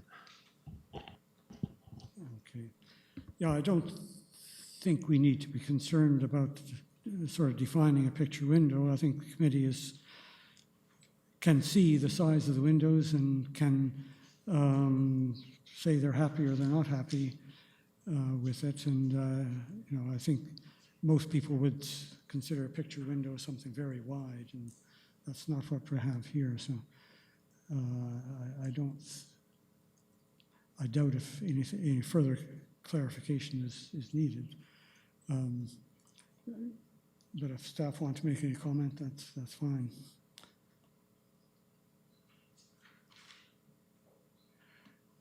Okay. Councillor Schell, could you take the chair? Take the chair and recognize you. I have a couple of comments. Nothing has been said, as far as I know, about paint colors. And this is a frame house, and the color of paints is very important. So I think there should be a condition that the applicants will submit a plan for painting in appropriate heritage colors for review by heritage staff. So I hope that will get into the final report to council at some point. Paint colors, a painting plan? That was Mr. Taylor's question. Would they be required to provide a painting plan for the building? And I presume that has to do with the Conservation District Plan. Is that part of a requirement? Thank you, Mr. Chair, Madam Chair. We did not specify that a painting plan be required. The application was very detailed. They actually have colors chosen and outlined in the submission. And we are basing our recommendation on the fact that those colors will indeed be the ones used. So we did not ask for it. I would note that we have included conditions both that all works be undertaken in accordance with the district plan, so we will be checking back to make sure that they are doing what they said they're going to do, and that it meets the policies and guidelines of that plan. And further, we have another condition that the building staff forward us a copy of the plan submitted for building permit to double check that yet again. We appreciate the possible impact that this building could have on the district. It's the first new house in some time. So we have included both those, which are fairly unusual, but we felt it was important at this stage to ensure that the plans are followed strictly. Thank you. And do you have any further questions? I'm certainly concerned that the committee has not been advised of what the proposed paint colors are, as far as I know. I mean, it's important. It's part of the heritage. Sorry, it is there? Sorry, I apologize, I missed it. What page is that?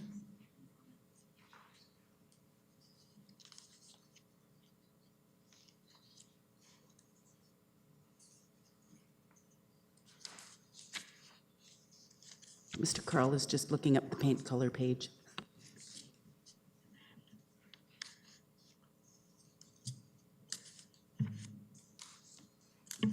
Through you, Mr. Chair, it's page 68 in the package. Page Thank you. 60, okay.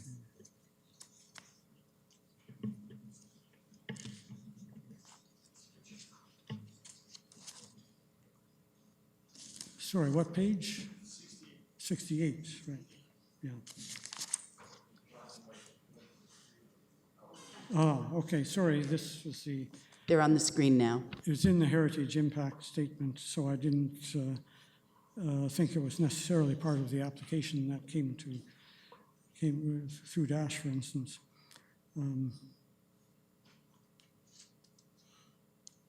Well, okay, no, I have no problem. I assume that's okay. I think we have to be conscious of colors all the time. I have another comment, and that is relating to the use of 6/6 sash windows. And I think this is a question of taste. Some people would say that putting in 6/6 sash is trying to make the house look like an 1850 house when it isn't. But again, it's a matter of taste. I'd be perfectly comfortable with 1/1 sash. I don't think that kind of sash is necessarily preferred, one or the other. It's a matter of taste, but I think the applicants might wish to consider simply 1/1 sash.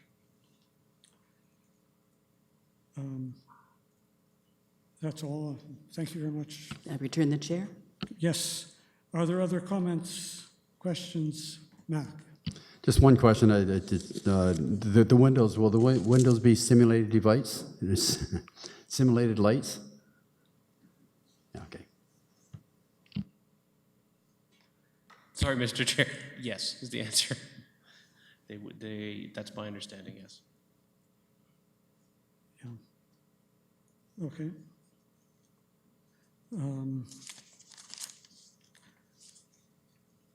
Right, then let's see, we have, well, I think we're ready for a motion to support the approval by council of the application.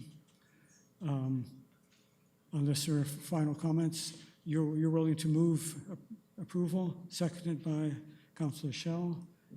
Any further discussion? All in favor? Carried. Thank you very much. 10-minute recess. Would that be welcome?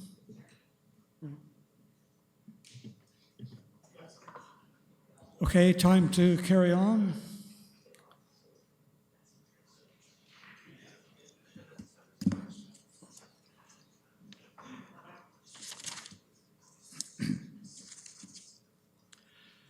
The next application is for 216 Ontario Street. That's City Hall, about the illumination proposal. Who's going to speak to that? Mackenzie? Yes, thank you, Mr. Chair.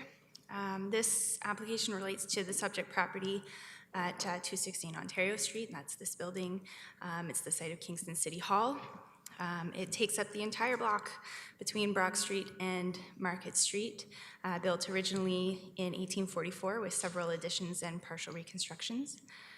It was designated under Part 4 of the Heritage Act, mainly relating to the exterior in 1976, and it's also has a designation that pertains to specific interior elements that was designated in 2010.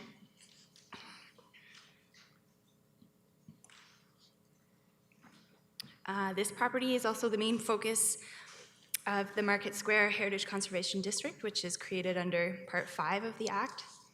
And then finally, City Hall is also a National Historic Site. And these designation bylaws, as well as the commemorative integrity statement, have been included as exhibits to this report. This application has been submitted to replace a number of existing features, as well as install a number of new light fixtures around City Hall and in Market Square. And the purpose of these new and replacement fixtures is to project colored LED lighting to illuminate the features of City Hall and to project colored lighting and images for special occasions such as Maple Leafs, red and white colors for Canada Day, or multicolors for occasions such as Pride. So this scope of work is part of the council-directed Celebrating Canada's Sesquicentennial project and includes the following alterations. On the Ontario Street facade, it includes the replacement of the existing features and the installation of new fixtures in the front recessed areas of City Hall, the replacement fixtures underneath the portico, installation of LED strip-style light fixtures on top of the 4 stone caps on either side of the secondary stairs at either end of City Hall, the replacement of existing features and new fixtures behind the clock faces in the dome, the replacement and installation of new fixtures at each of the 3 cupolas behind the pediment to illuminate the dome, and then the installation of strip-style fixtures on the wooden spandrels inside the dome. And then in Market Square, the alterations include the replacement of existing fixtures as well as some new fixtures in the ground level, in the landscaped area, in the courtyards. The installation of stationary fixtures on the existing light standards in Market Square, and then finally the replacement of the light fixture that's currently in the Market Square fountain. So a detailed description of the project, including conceptual images, and the location of these replacement and new fixtures have been submitted by the applicant, and those have been included as Exhibit C and D. So this application has been circulated to the internal departments, and any of their comments have been included as conditions of approval where appropriate. This application was submitted to the committee through the DASH system, and the committee's comments have been compiled and attached as Exhibit E. Staff have reviewed these comments, and a concern was noted regarding the potential pooling of water around fixtures and the creation of light pollution. Staff have suggested that this issue be mitigated by the installation of a hood to redirect water and focus light. This has been included as a recommended condition of approval. Another concern was noted that the introduction of the colored lighting could detract from the architectural attributes of City Hall, and staff support the application as submitted, given that the use of the color will be reserved for special occasions, and given the minimal alteration required to install the fixtures, there will not be any irreversible impact on the heritage building or the district. So staff support the intent to animate these heritage resources at night for the community, and which thereby meets the intent of the objectives of the Market Square District Plan. Finally, a suggestion was made to use stainless steel hardware to connect the fixtures to the masonry, and staff have included this as a recommended condition of approval that meets the masonry policy. So finally, Mr. Chair, staff are of the opinion that this project will help to animate and make these resources more inviting at night where currently attributes are in the dark. And the proposed alterations will also aid in making Market Square and City Hall a safe, effective, and sustainable place for the community. So staff recommend approval of this application, subject to the conditions outlined in the report. And we welcome any comments, final comments, or questions at this time. I think they come a bit later, but Sure. yeah. I think at this point, your committee members are supposed to comment or check that their submissions through Dash or following Dash are adequately or accurately captured in the report. So are there any concerns about your submissions being accurately captured?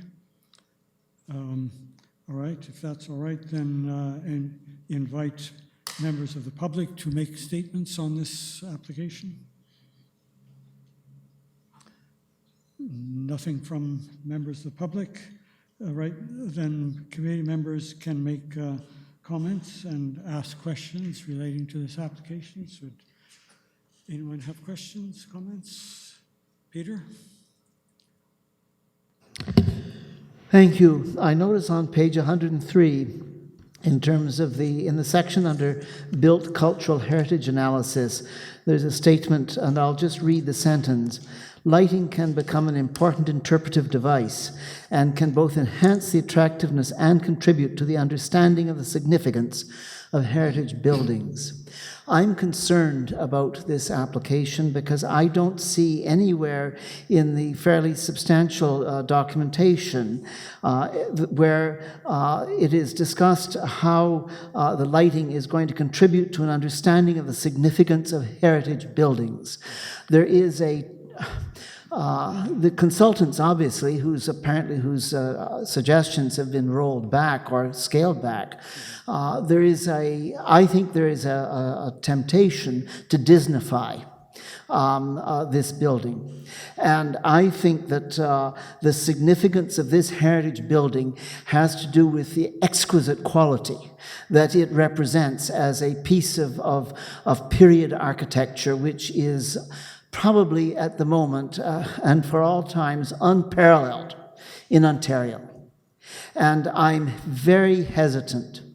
I'm concerned to see it used as a kind of backdrop for things which have nothing to do, particularly with the significance of this heritage building. If we're going to, I'm not against illuminating the building. I'm concerned about the temptation to use it as a kind of backdrop for things which really diminish, I think, the tremendous iconic significance of this piece of architecture.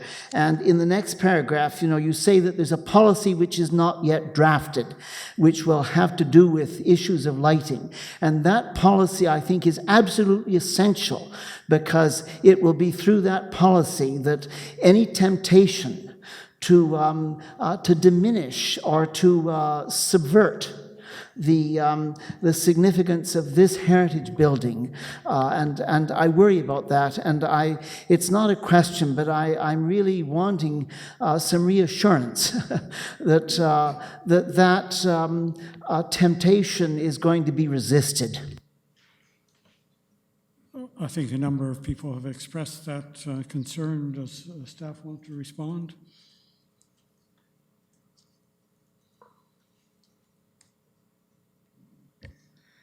Through you, Mr. Chair. It is my understanding that the policy, it has not been drafted yet, but from my discussions with cultural services as well as facilities, it's my understanding that there will be criteria that need to be met in order for the colors and images to be projected. So it will need to meet the commemoration policy. So the event would have to have commemoration elements to it. So this wouldn't be something that would be, on an ongoing basis. It would be a special occasion.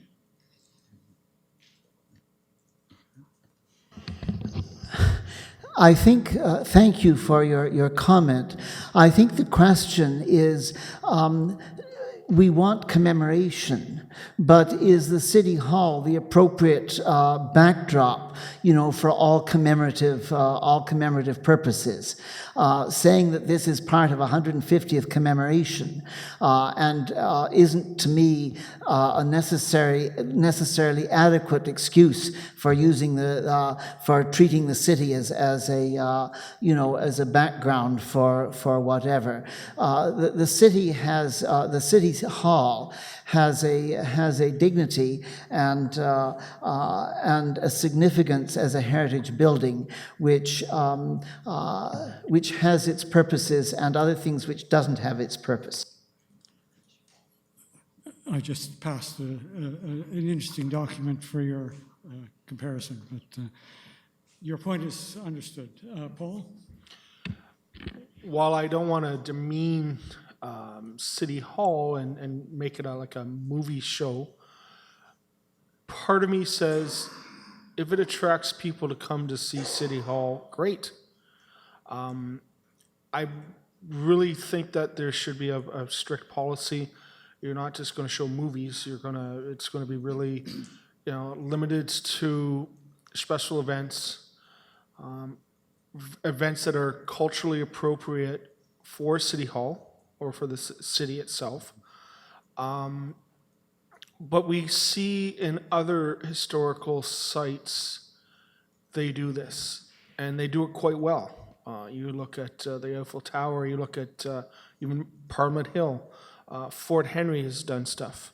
So I wouldn't want to say, no, don't do this, because I think it's an opportunity to have citizens that may just come down and look at this as City Hall and not even see the beautiful works of the building.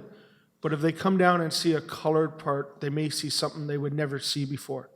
So I do support it, but I'd also caution that it's done in a very tasteful way and in a way that is to be respectful that it is part of the city. You're not going to have something to do with, something that's not part of City Hall or the city itself. And I'm sure that won't happen. But Commissioner Hurdle?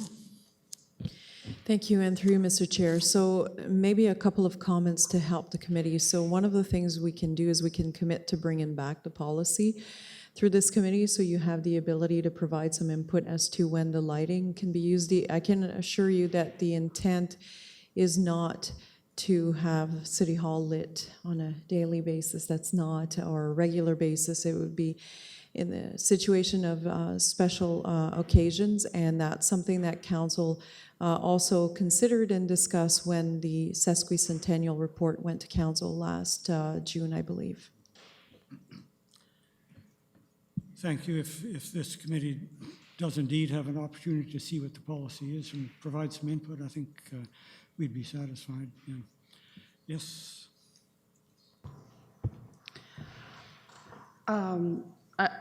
My comment is in line with what Paul is saying, that if this is done appropriately, the purpose of preservation is not just to hold on and preserve something exactly as it is, but it's to have that interaction and communication with the community, with the public. And this is just another form of interaction with the community. And so while it looks nice, the community, I think, is going to gain in this because they're going to see this object, in this case, the City Hall, for example, in another way, in another perspective that hasn't been seen before. So I think, and as Paul was saying, other historic sites, just look at what's happening at Fort Henry. That's a form of interpretation that 20 years ago would never have happened, but it is a way to engage the community, which I think is very important. Yeah. Sherman? Thank you. I trust it is appropriate to animate the historical, this historical site. And as I see it, it is something that what might help is when the colored lights in the presentation, when the color lights are not on, what do the white lights look like? What do the lights that they are, these colored lights are replacing lights that currently illuminate the building.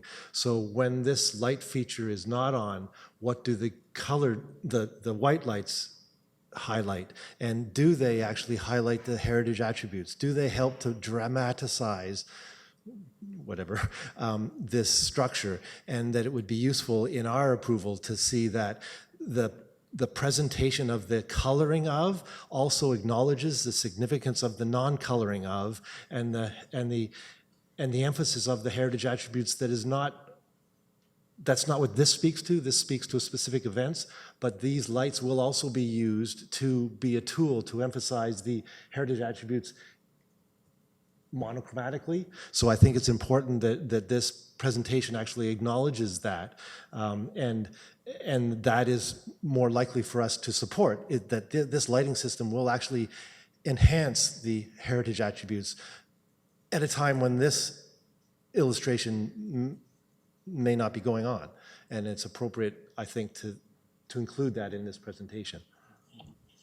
And ultimately, also, as I see that it is a system that is being applied, I acknowledge that what is significant is how is this technically being applied to the building, to the structure, to the stone, and appropriate care. It looks like appropriate care is being given to how it is being applied. So I support that.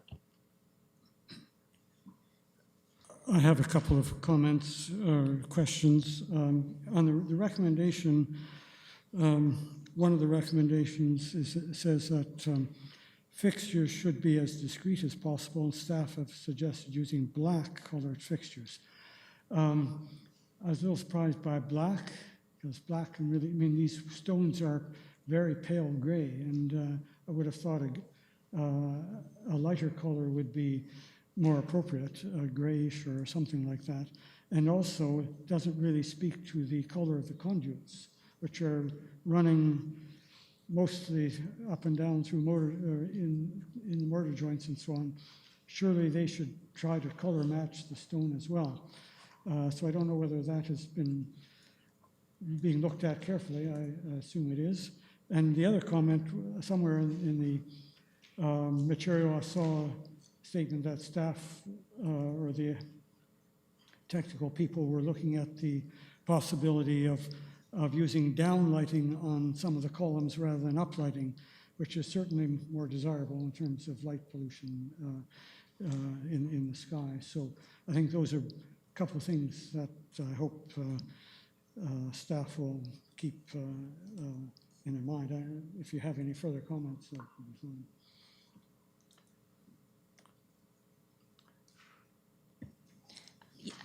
Yes, thank you, Mr. Chair. In terms of the color for the fixtures, we did consider recommending a gray or a silver, a lighter color to match more effectively with the stone. But in consultation with my colleagues, we thought that it might look sort of fake, and thought that the black would echo some of the other features that are currently in front of City Hall. In terms of the colors for the conduits, those will match as closely as possible. The downlighting was considered by the applicant.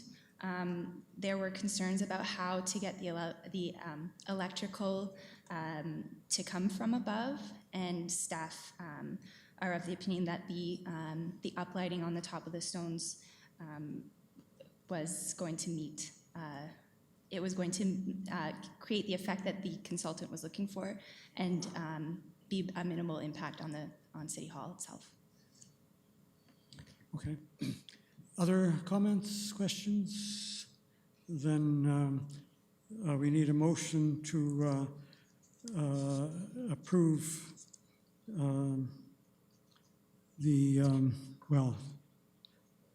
to recommend that council approve this application. Yes, right, and Paul, okay. Ready to vote? All in favor? Opposed? Thank you. So the next item is the St. Mark's Church in Berryfield, 268 Main Street, and the front step. Who's going to speak to that?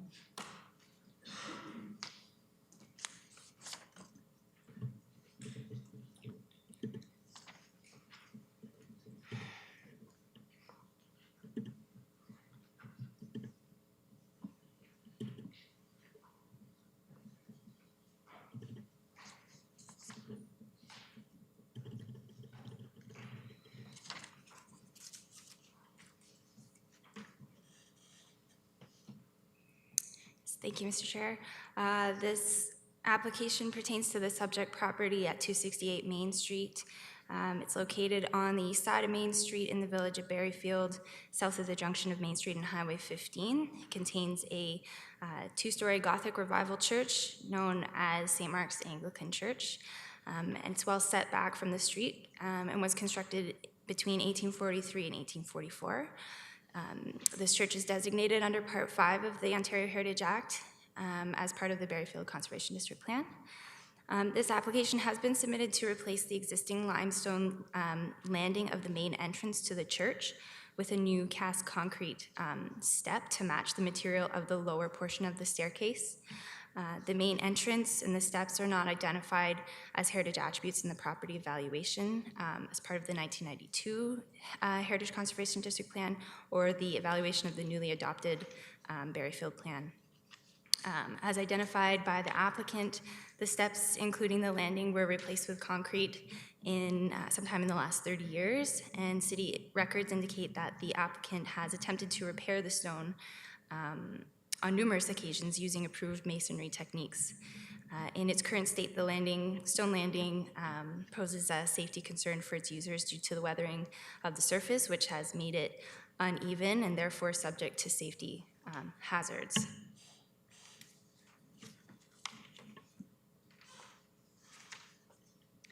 This application was circulated to internal departments, and their comments have been included as conditions of approval where appropriate.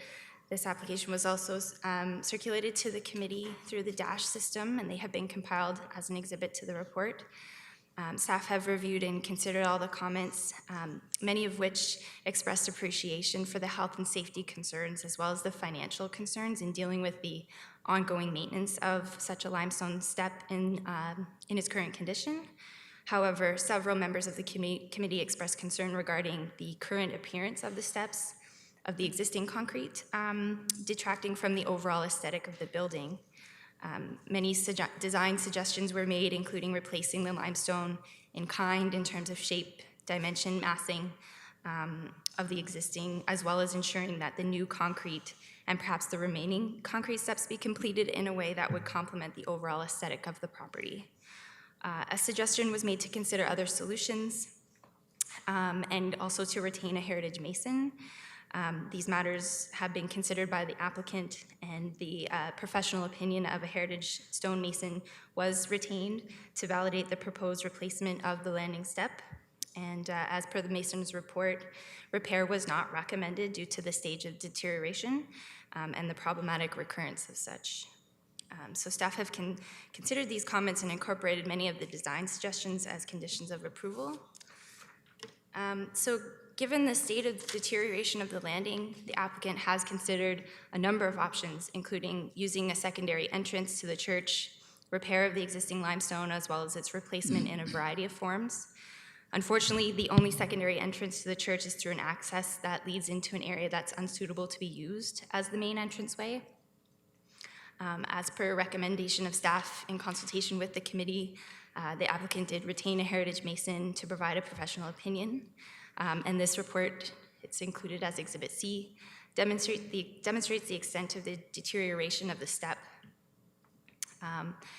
and noted that the step was beyond the point of making minor repairs and that the replacement was necessary. It also draws important attention to significant and necessary repairs to the church tower and its buttresses that will need to be completed in the next 10 years. So the applicant has considered these options, particularly in relation to the cost of each and in light of the necessary repairs to other attributes of the church, and has decided to request permission to replace the limestone step with cast concrete. And they have indicated that the limestone will be replaced to replicate the original as closely as possible in terms of design, color, dimension, and massing. So while the newly adopted Heritage Conservation District Plan for Berryfield requires the conservation of original steps, staff are of the opinion that in this case there are ample grounds to support the replacement of the limestone landing. Firstly, the replacement will ensure the continued use of the church, and by default the attributes that make the church an important attribute in the village, which are identified as conservation objectives in the Berryfield Plan. The replacement will also address the health and safety hazards for which periodic repairs have been unsuccessful.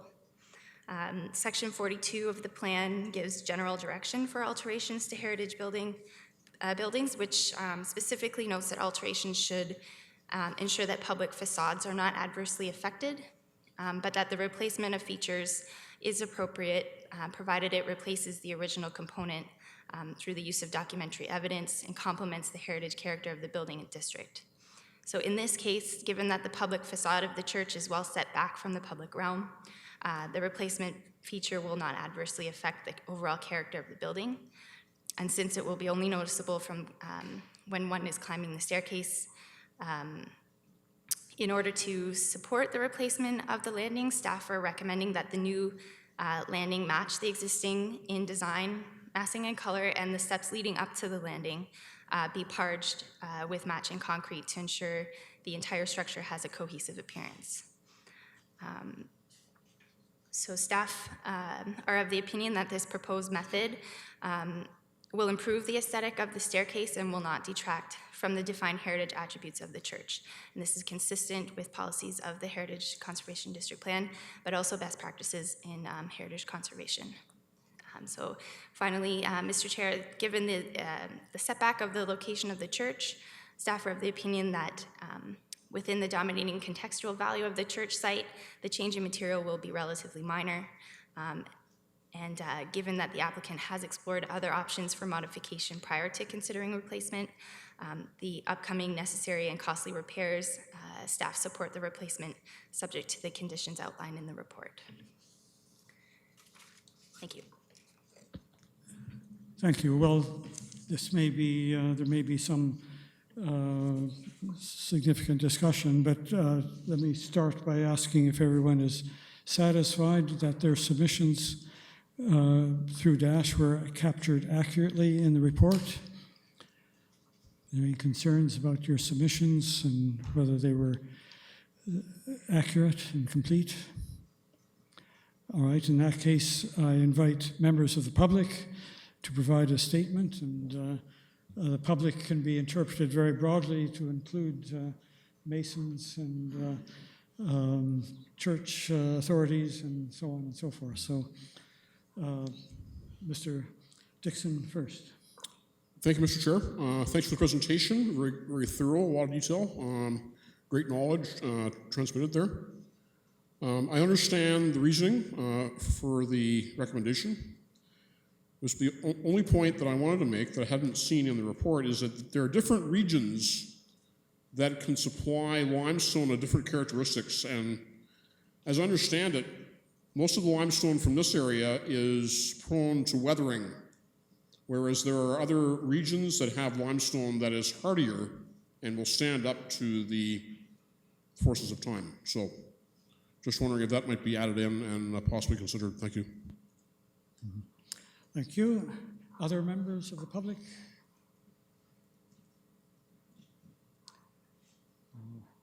Please identify yourself.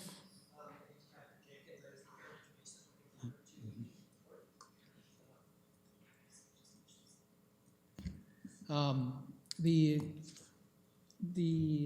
church group asked me to come take a look at it under the guidance of the city because they were just trying to figure out what type of approach they could take towards it. And we had tried repairing it the years before, and it just didn't want to it does not want to hold up with the amount of salting and the amount of wear that it's getting at this point. I think they have failed.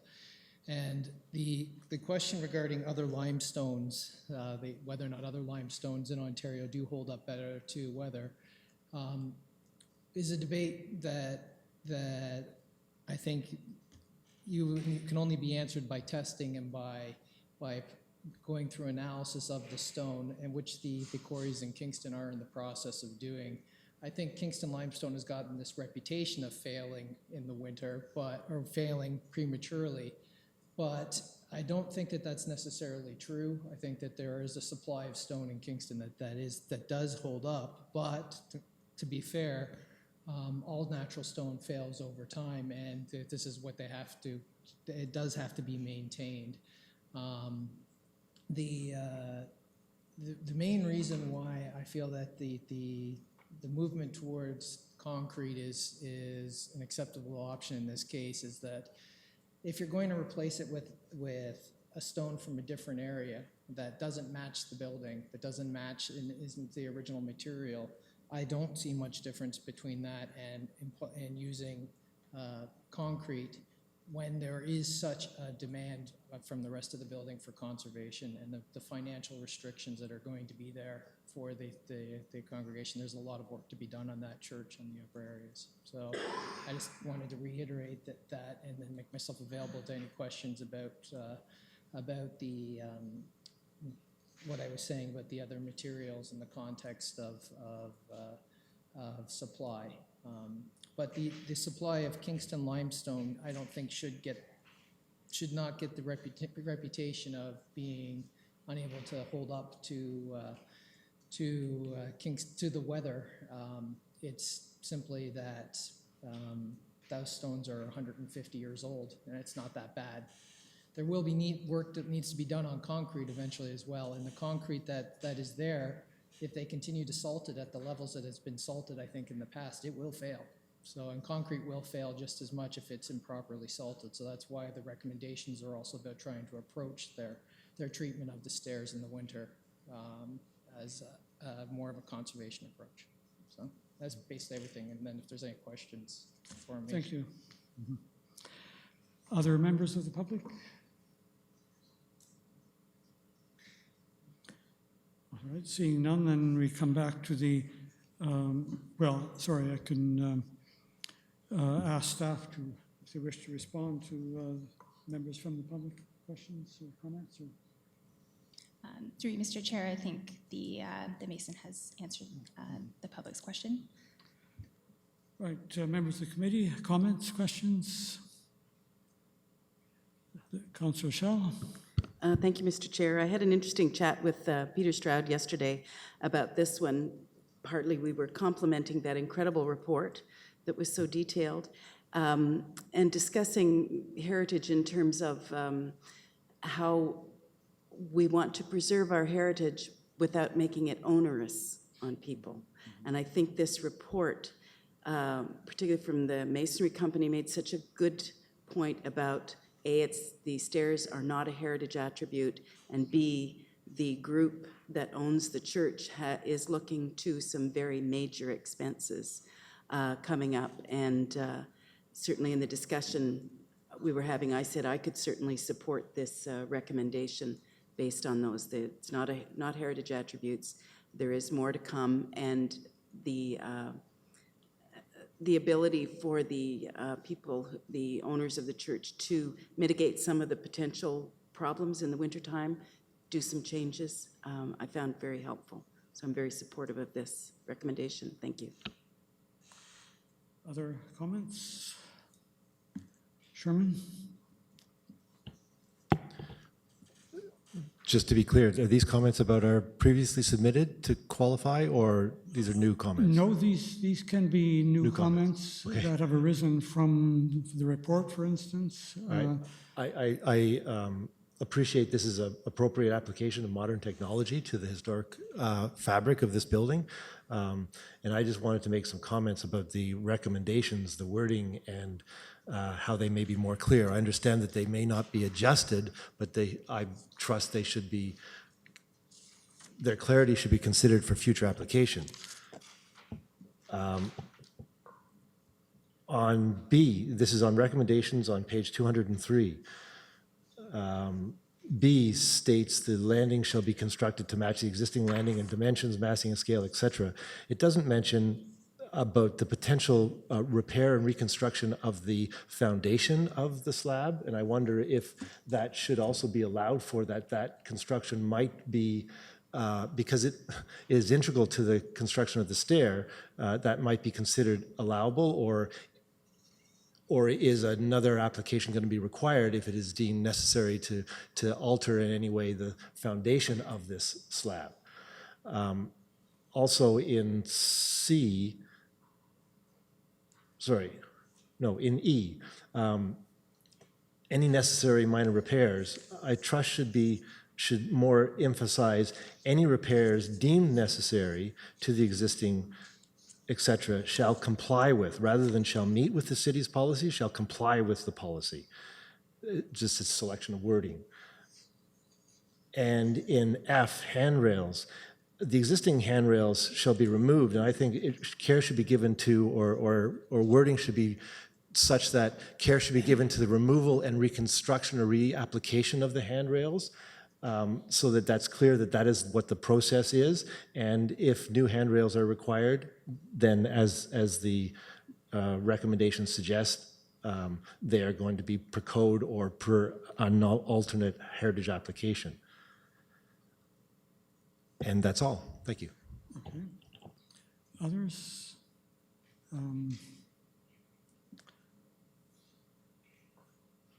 Yeah, I have, if I may, a couple of questions. The application really says very little about the specifics of the concrete layer, and it's going to be poured concrete. Is it going to be one smooth area, or is it going to be divided the way city pavements are divided into blocks so that they can shift relative to one another without cracking? Because we don't want to find that this concrete pad cracks readily or quickly. So that's one question. And also, I suppose it's normal to put a kind of anti-skid dimpling on the surface, again, like city pavements, so that it's not slippery and when there's ice and so on. So those are questions that I think should be part of the should be part of what goes to council. Do you have any response to those?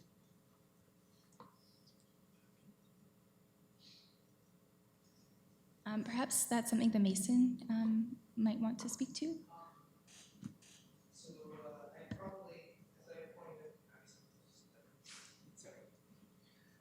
As I pointed out in the report, my general feeling is that the concrete shouldn't be made to look like stone. So as far as finish goes, I think the most appropriate finish would be one that's close to the rest, the design of the tread being like the treads that are on the rest of the stairs. And then have it with probably a brushed finish, like a typical sidewalk type finish, so that it's got enough grip on it, and not try to imitate stone with it. And then as far as the construction of it, one of the factors is that they don't really know what's underneath, so that will determine whether or not it's going to be a constant slab, or if they want to pour it as separate slabs. I would think that still, all of that stuff is still being worked out with them in terms of whether or not I would be doing work, or if it would probably be a concrete finishing company at that point doing the work with the guidance to make sure that they isolate the concrete from the rest of the church so salts cannot migrate into the structure. But definitely would have control joints cut into it so that if there's cracking, it's controlled to certain areas, and the base would determine whether or not it's going to be cast as individual large units. Okay? Thank you. Paul? Just going through a church that just did a huge multi-million-dollar renovation, and most of it was to do with accessibility. Is this church accessible? And if not, is this an opportunity for them to make it a little more accessible? I think there is, I can't answer that exactly because I don't know what their accessibility status is.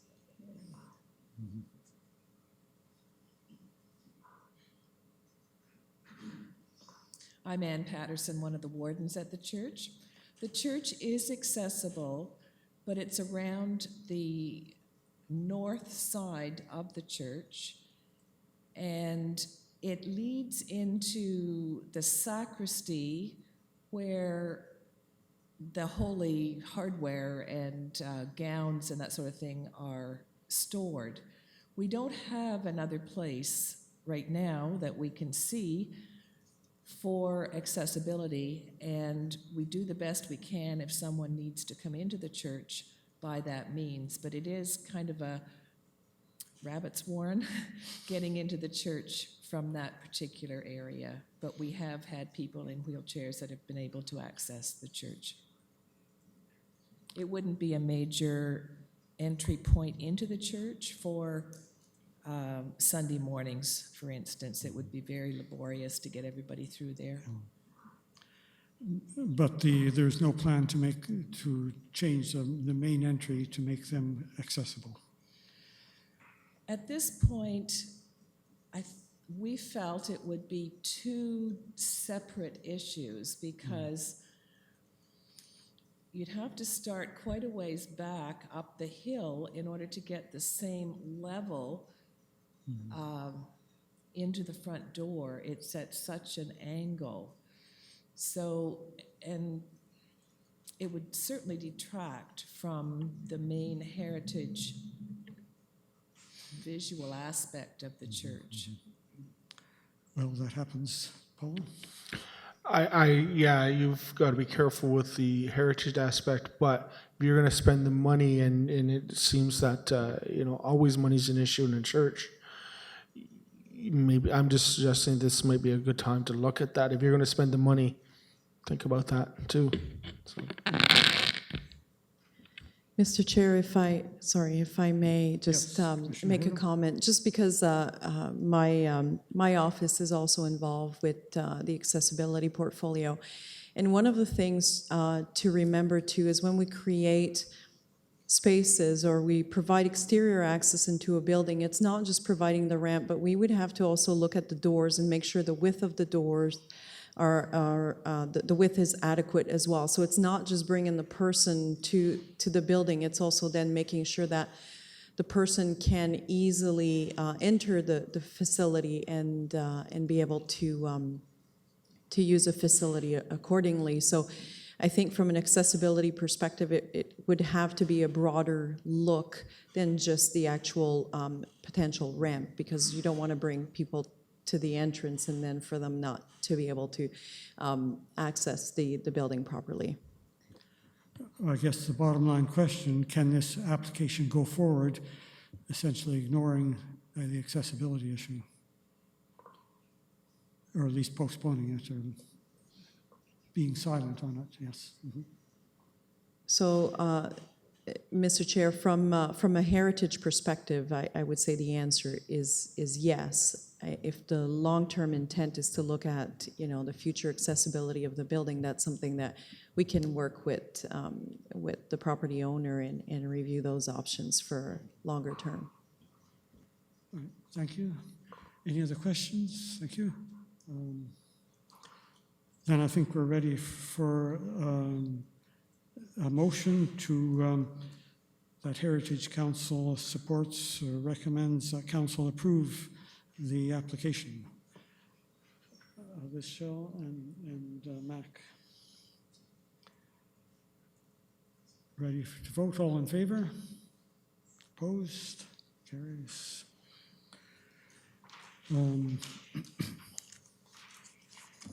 So on to I think the last main application is 155 Earl Street, and Mackenzie will speak to that.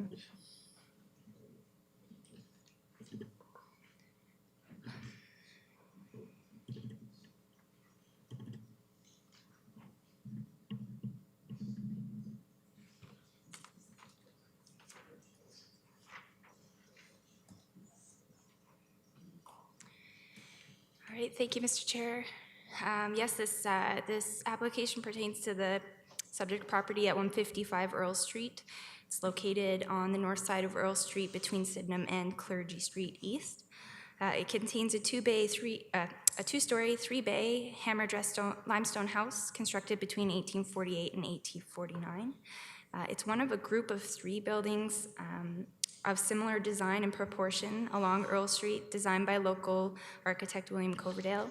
It's designated under Part 4 of the Heritage Act in 1976. And the subject property is also included in the Old Sydenham Conservation District under Part 5. This application has been submitted to repoint and repair the east chimney, including a proposal to render and lime wash the brick portions of this east chimney. The applicant is also proposing to do repairs and spot pointing to the stone foundation as necessary. The applicant, Enoch's Hammer, has prepared a report outlining the history of the use of lime rendering on this property and an overview of the appropriateness of this proposal from a conservation and historical perspective. This application was circulated to the internal departments, and their comments have been included as conditions where appropriate. This application was also circulated to the committee through the DASH system, and the committee's comments have been compiled and attached as an exhibit as well. Staff have reviewed and considered all comments. The comments received by members note that the report provided by the applicant was very interesting and thorough, provided thorough research in support of this application. A question was raised as to future plans with respect to the remaining traces of red paint on the building. This question was forwarded to the applicant. However, it's my understanding that that's not something that's part of this application at this time, and staff have no concerns, no further concerns.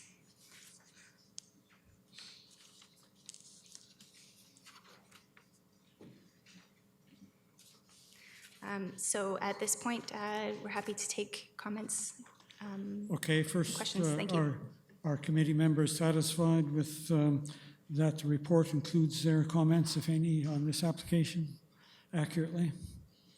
I think that's all right then. Then I invite members of the public to make a statement on this application.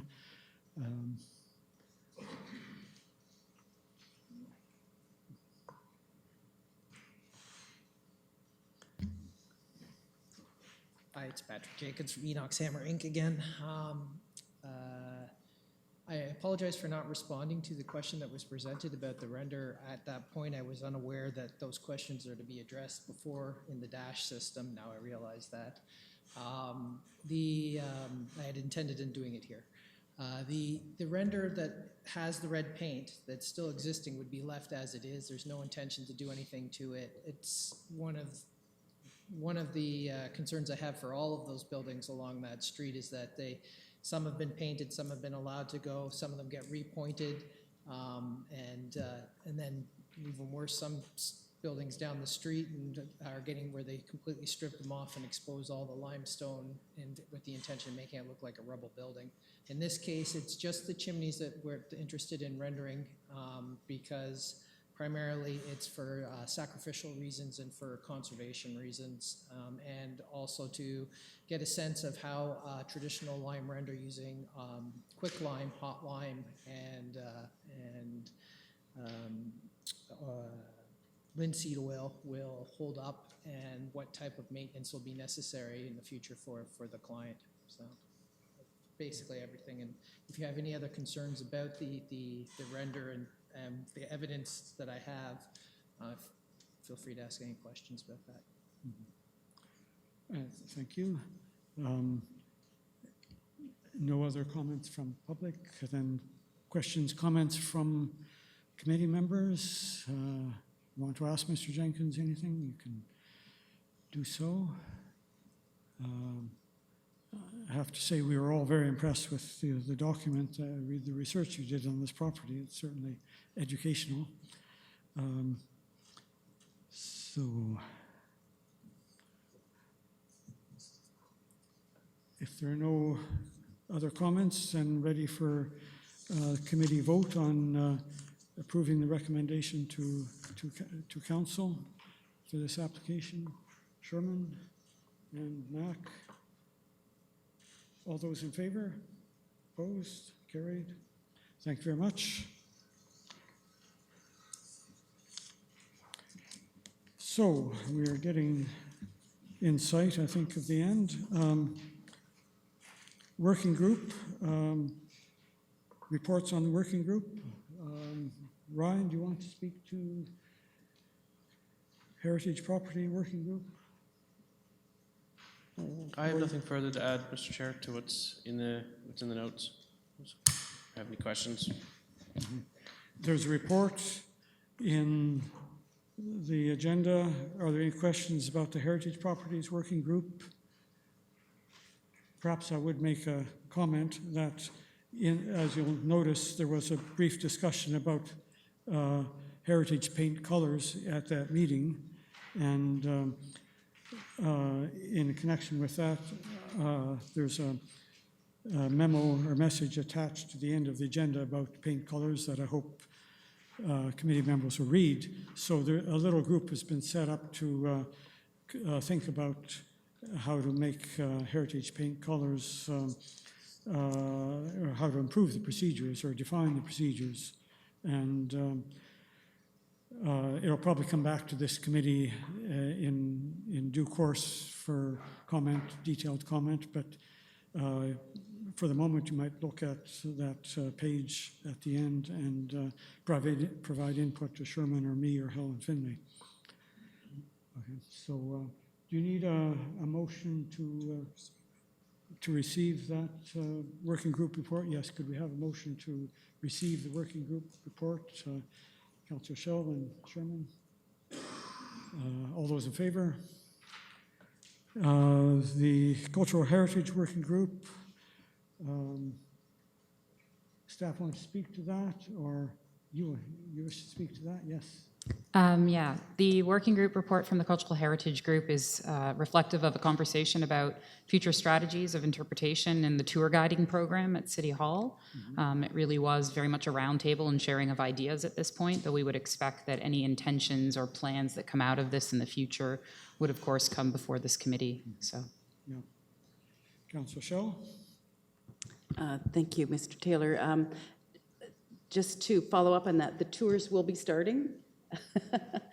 I wasn't positive that when you were having all these discussions that the discussions don't have to end before the tours start, I take it, and they will be starting soon? yeah, so we had a bit of a delay given our tour situation. We had a waiver review happening with our volunteer tour guides. The expectation is that City Hall tours will resume under volunteer guidance May 2-4, so the Victoria Day weekend. So. We need a motion to receive the Cultural Heritage Working Group report. Paul and Councillor Schell. All in favor? Heritage Assets Working Group, is there a report on that? Yes. Thank you, through you, Mr. Chair. So I'll be speaking to this on behalf of Paul Robertson, the city curator, who's unfortunately not able to be with us today. The Heritage Assets Working Group is, of course, one of the bodies through which we present acquisitions to the Civic Collection, the city's held collection of artifacts that represent heritage, etc. So in this this report from the working group, we see a number of recommendations that are being put before this committee to accept the recommendation regarding a number of those assets. So if I could, I guess I could speak to each of them perhaps in turn before perhaps the committee's prepared to vote. So the first that you see outlined there is the Kingston Police Collection.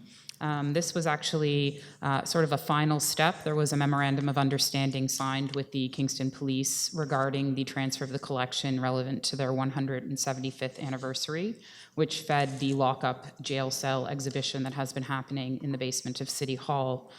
So this is the final step of that process where we are taking on the collection from the Kingston Police. Though it is not a complete transfer to the Civic Collection, we're essentially going to house it, interpret it, and use it in our exhibitions, but it will functionally remain a portion of the police-held artifacts. There is a potential that some of the materials will be transferred to Queen's, the paper archival documents that are better stored using the Queen's facilities. So that is in conversation. There's a number of recommendations here. I just wonder if you should present them all, and maybe we could approve them with one recommendation at the end, with one recommendation at the end. Is there discussion on the first recommendation, the police collection? Do you want to continue then to the next, the silver spoon? Again, so this is a single asset that is requested to be transferred to the Civic Collection. It is a silver spoon that is related to the Sir John A. monument, a small object that could be helpful in our interpretation of City Hall or in the heritage of Kingston. Any comments on that recommendation? We'll carry on then. So similarly, next we have an anniversary commemorative coin related to the Kingston 175th police celebrations. So again, a small object to be transferred for future interpretation and conservation. Any comments? No, carry on to the transit collection.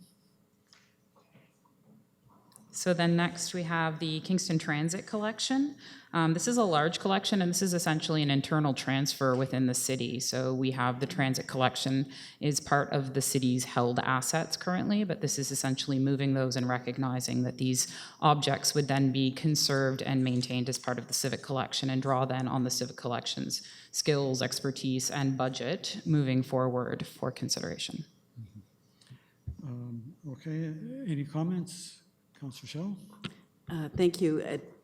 Now that we've heard of a number of them, as a member of the Heritage Committee, I'd like to know what staff's leaning is toward where and when we will start to be able to see some of these. I gather currently everything's in storage. Maybe we'll have a bit out here, but I think we're starting to tread toward having some kind of exhibition space. Yes, so through you, Mr. Chair.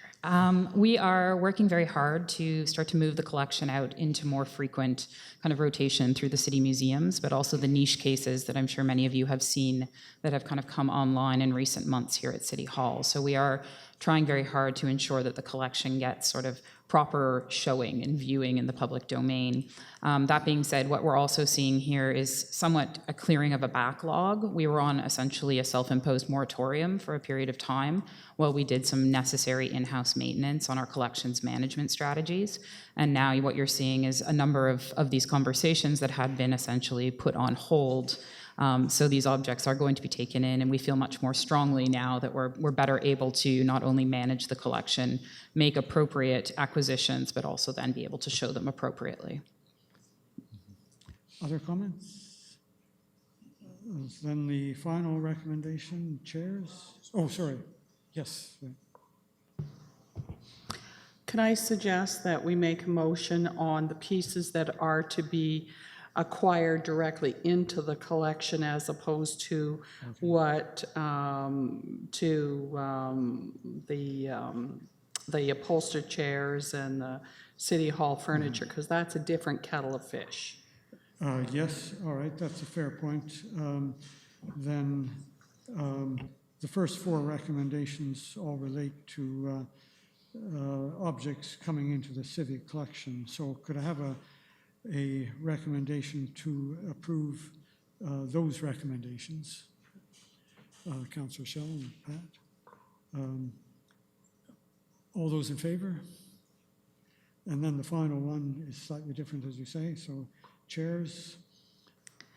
Okay, so we have a category of objects in the City Hall that we consider to be heritage assets. These are essentially rolling stock that we use for the appropriate and period display that you see. So they're sympathetic to the architecture, sympathetic perhaps to the existing inventory of furniture, et cetera, but are not themselves heritage assets in the sense that they're recognized as being part of the civic collection. So we think of these again as rolling stock, and this is a motion or recommendation to accept 2 chairs into the essentially heritage assets rolling stock for the interpretation and appropriate period pieces then to be used in City Hall. Okay, then, so this is a recommendation to accept the furniture and mover and seconder. Paul and Michelle, all those in favor? Approved, thank you. Is that your report?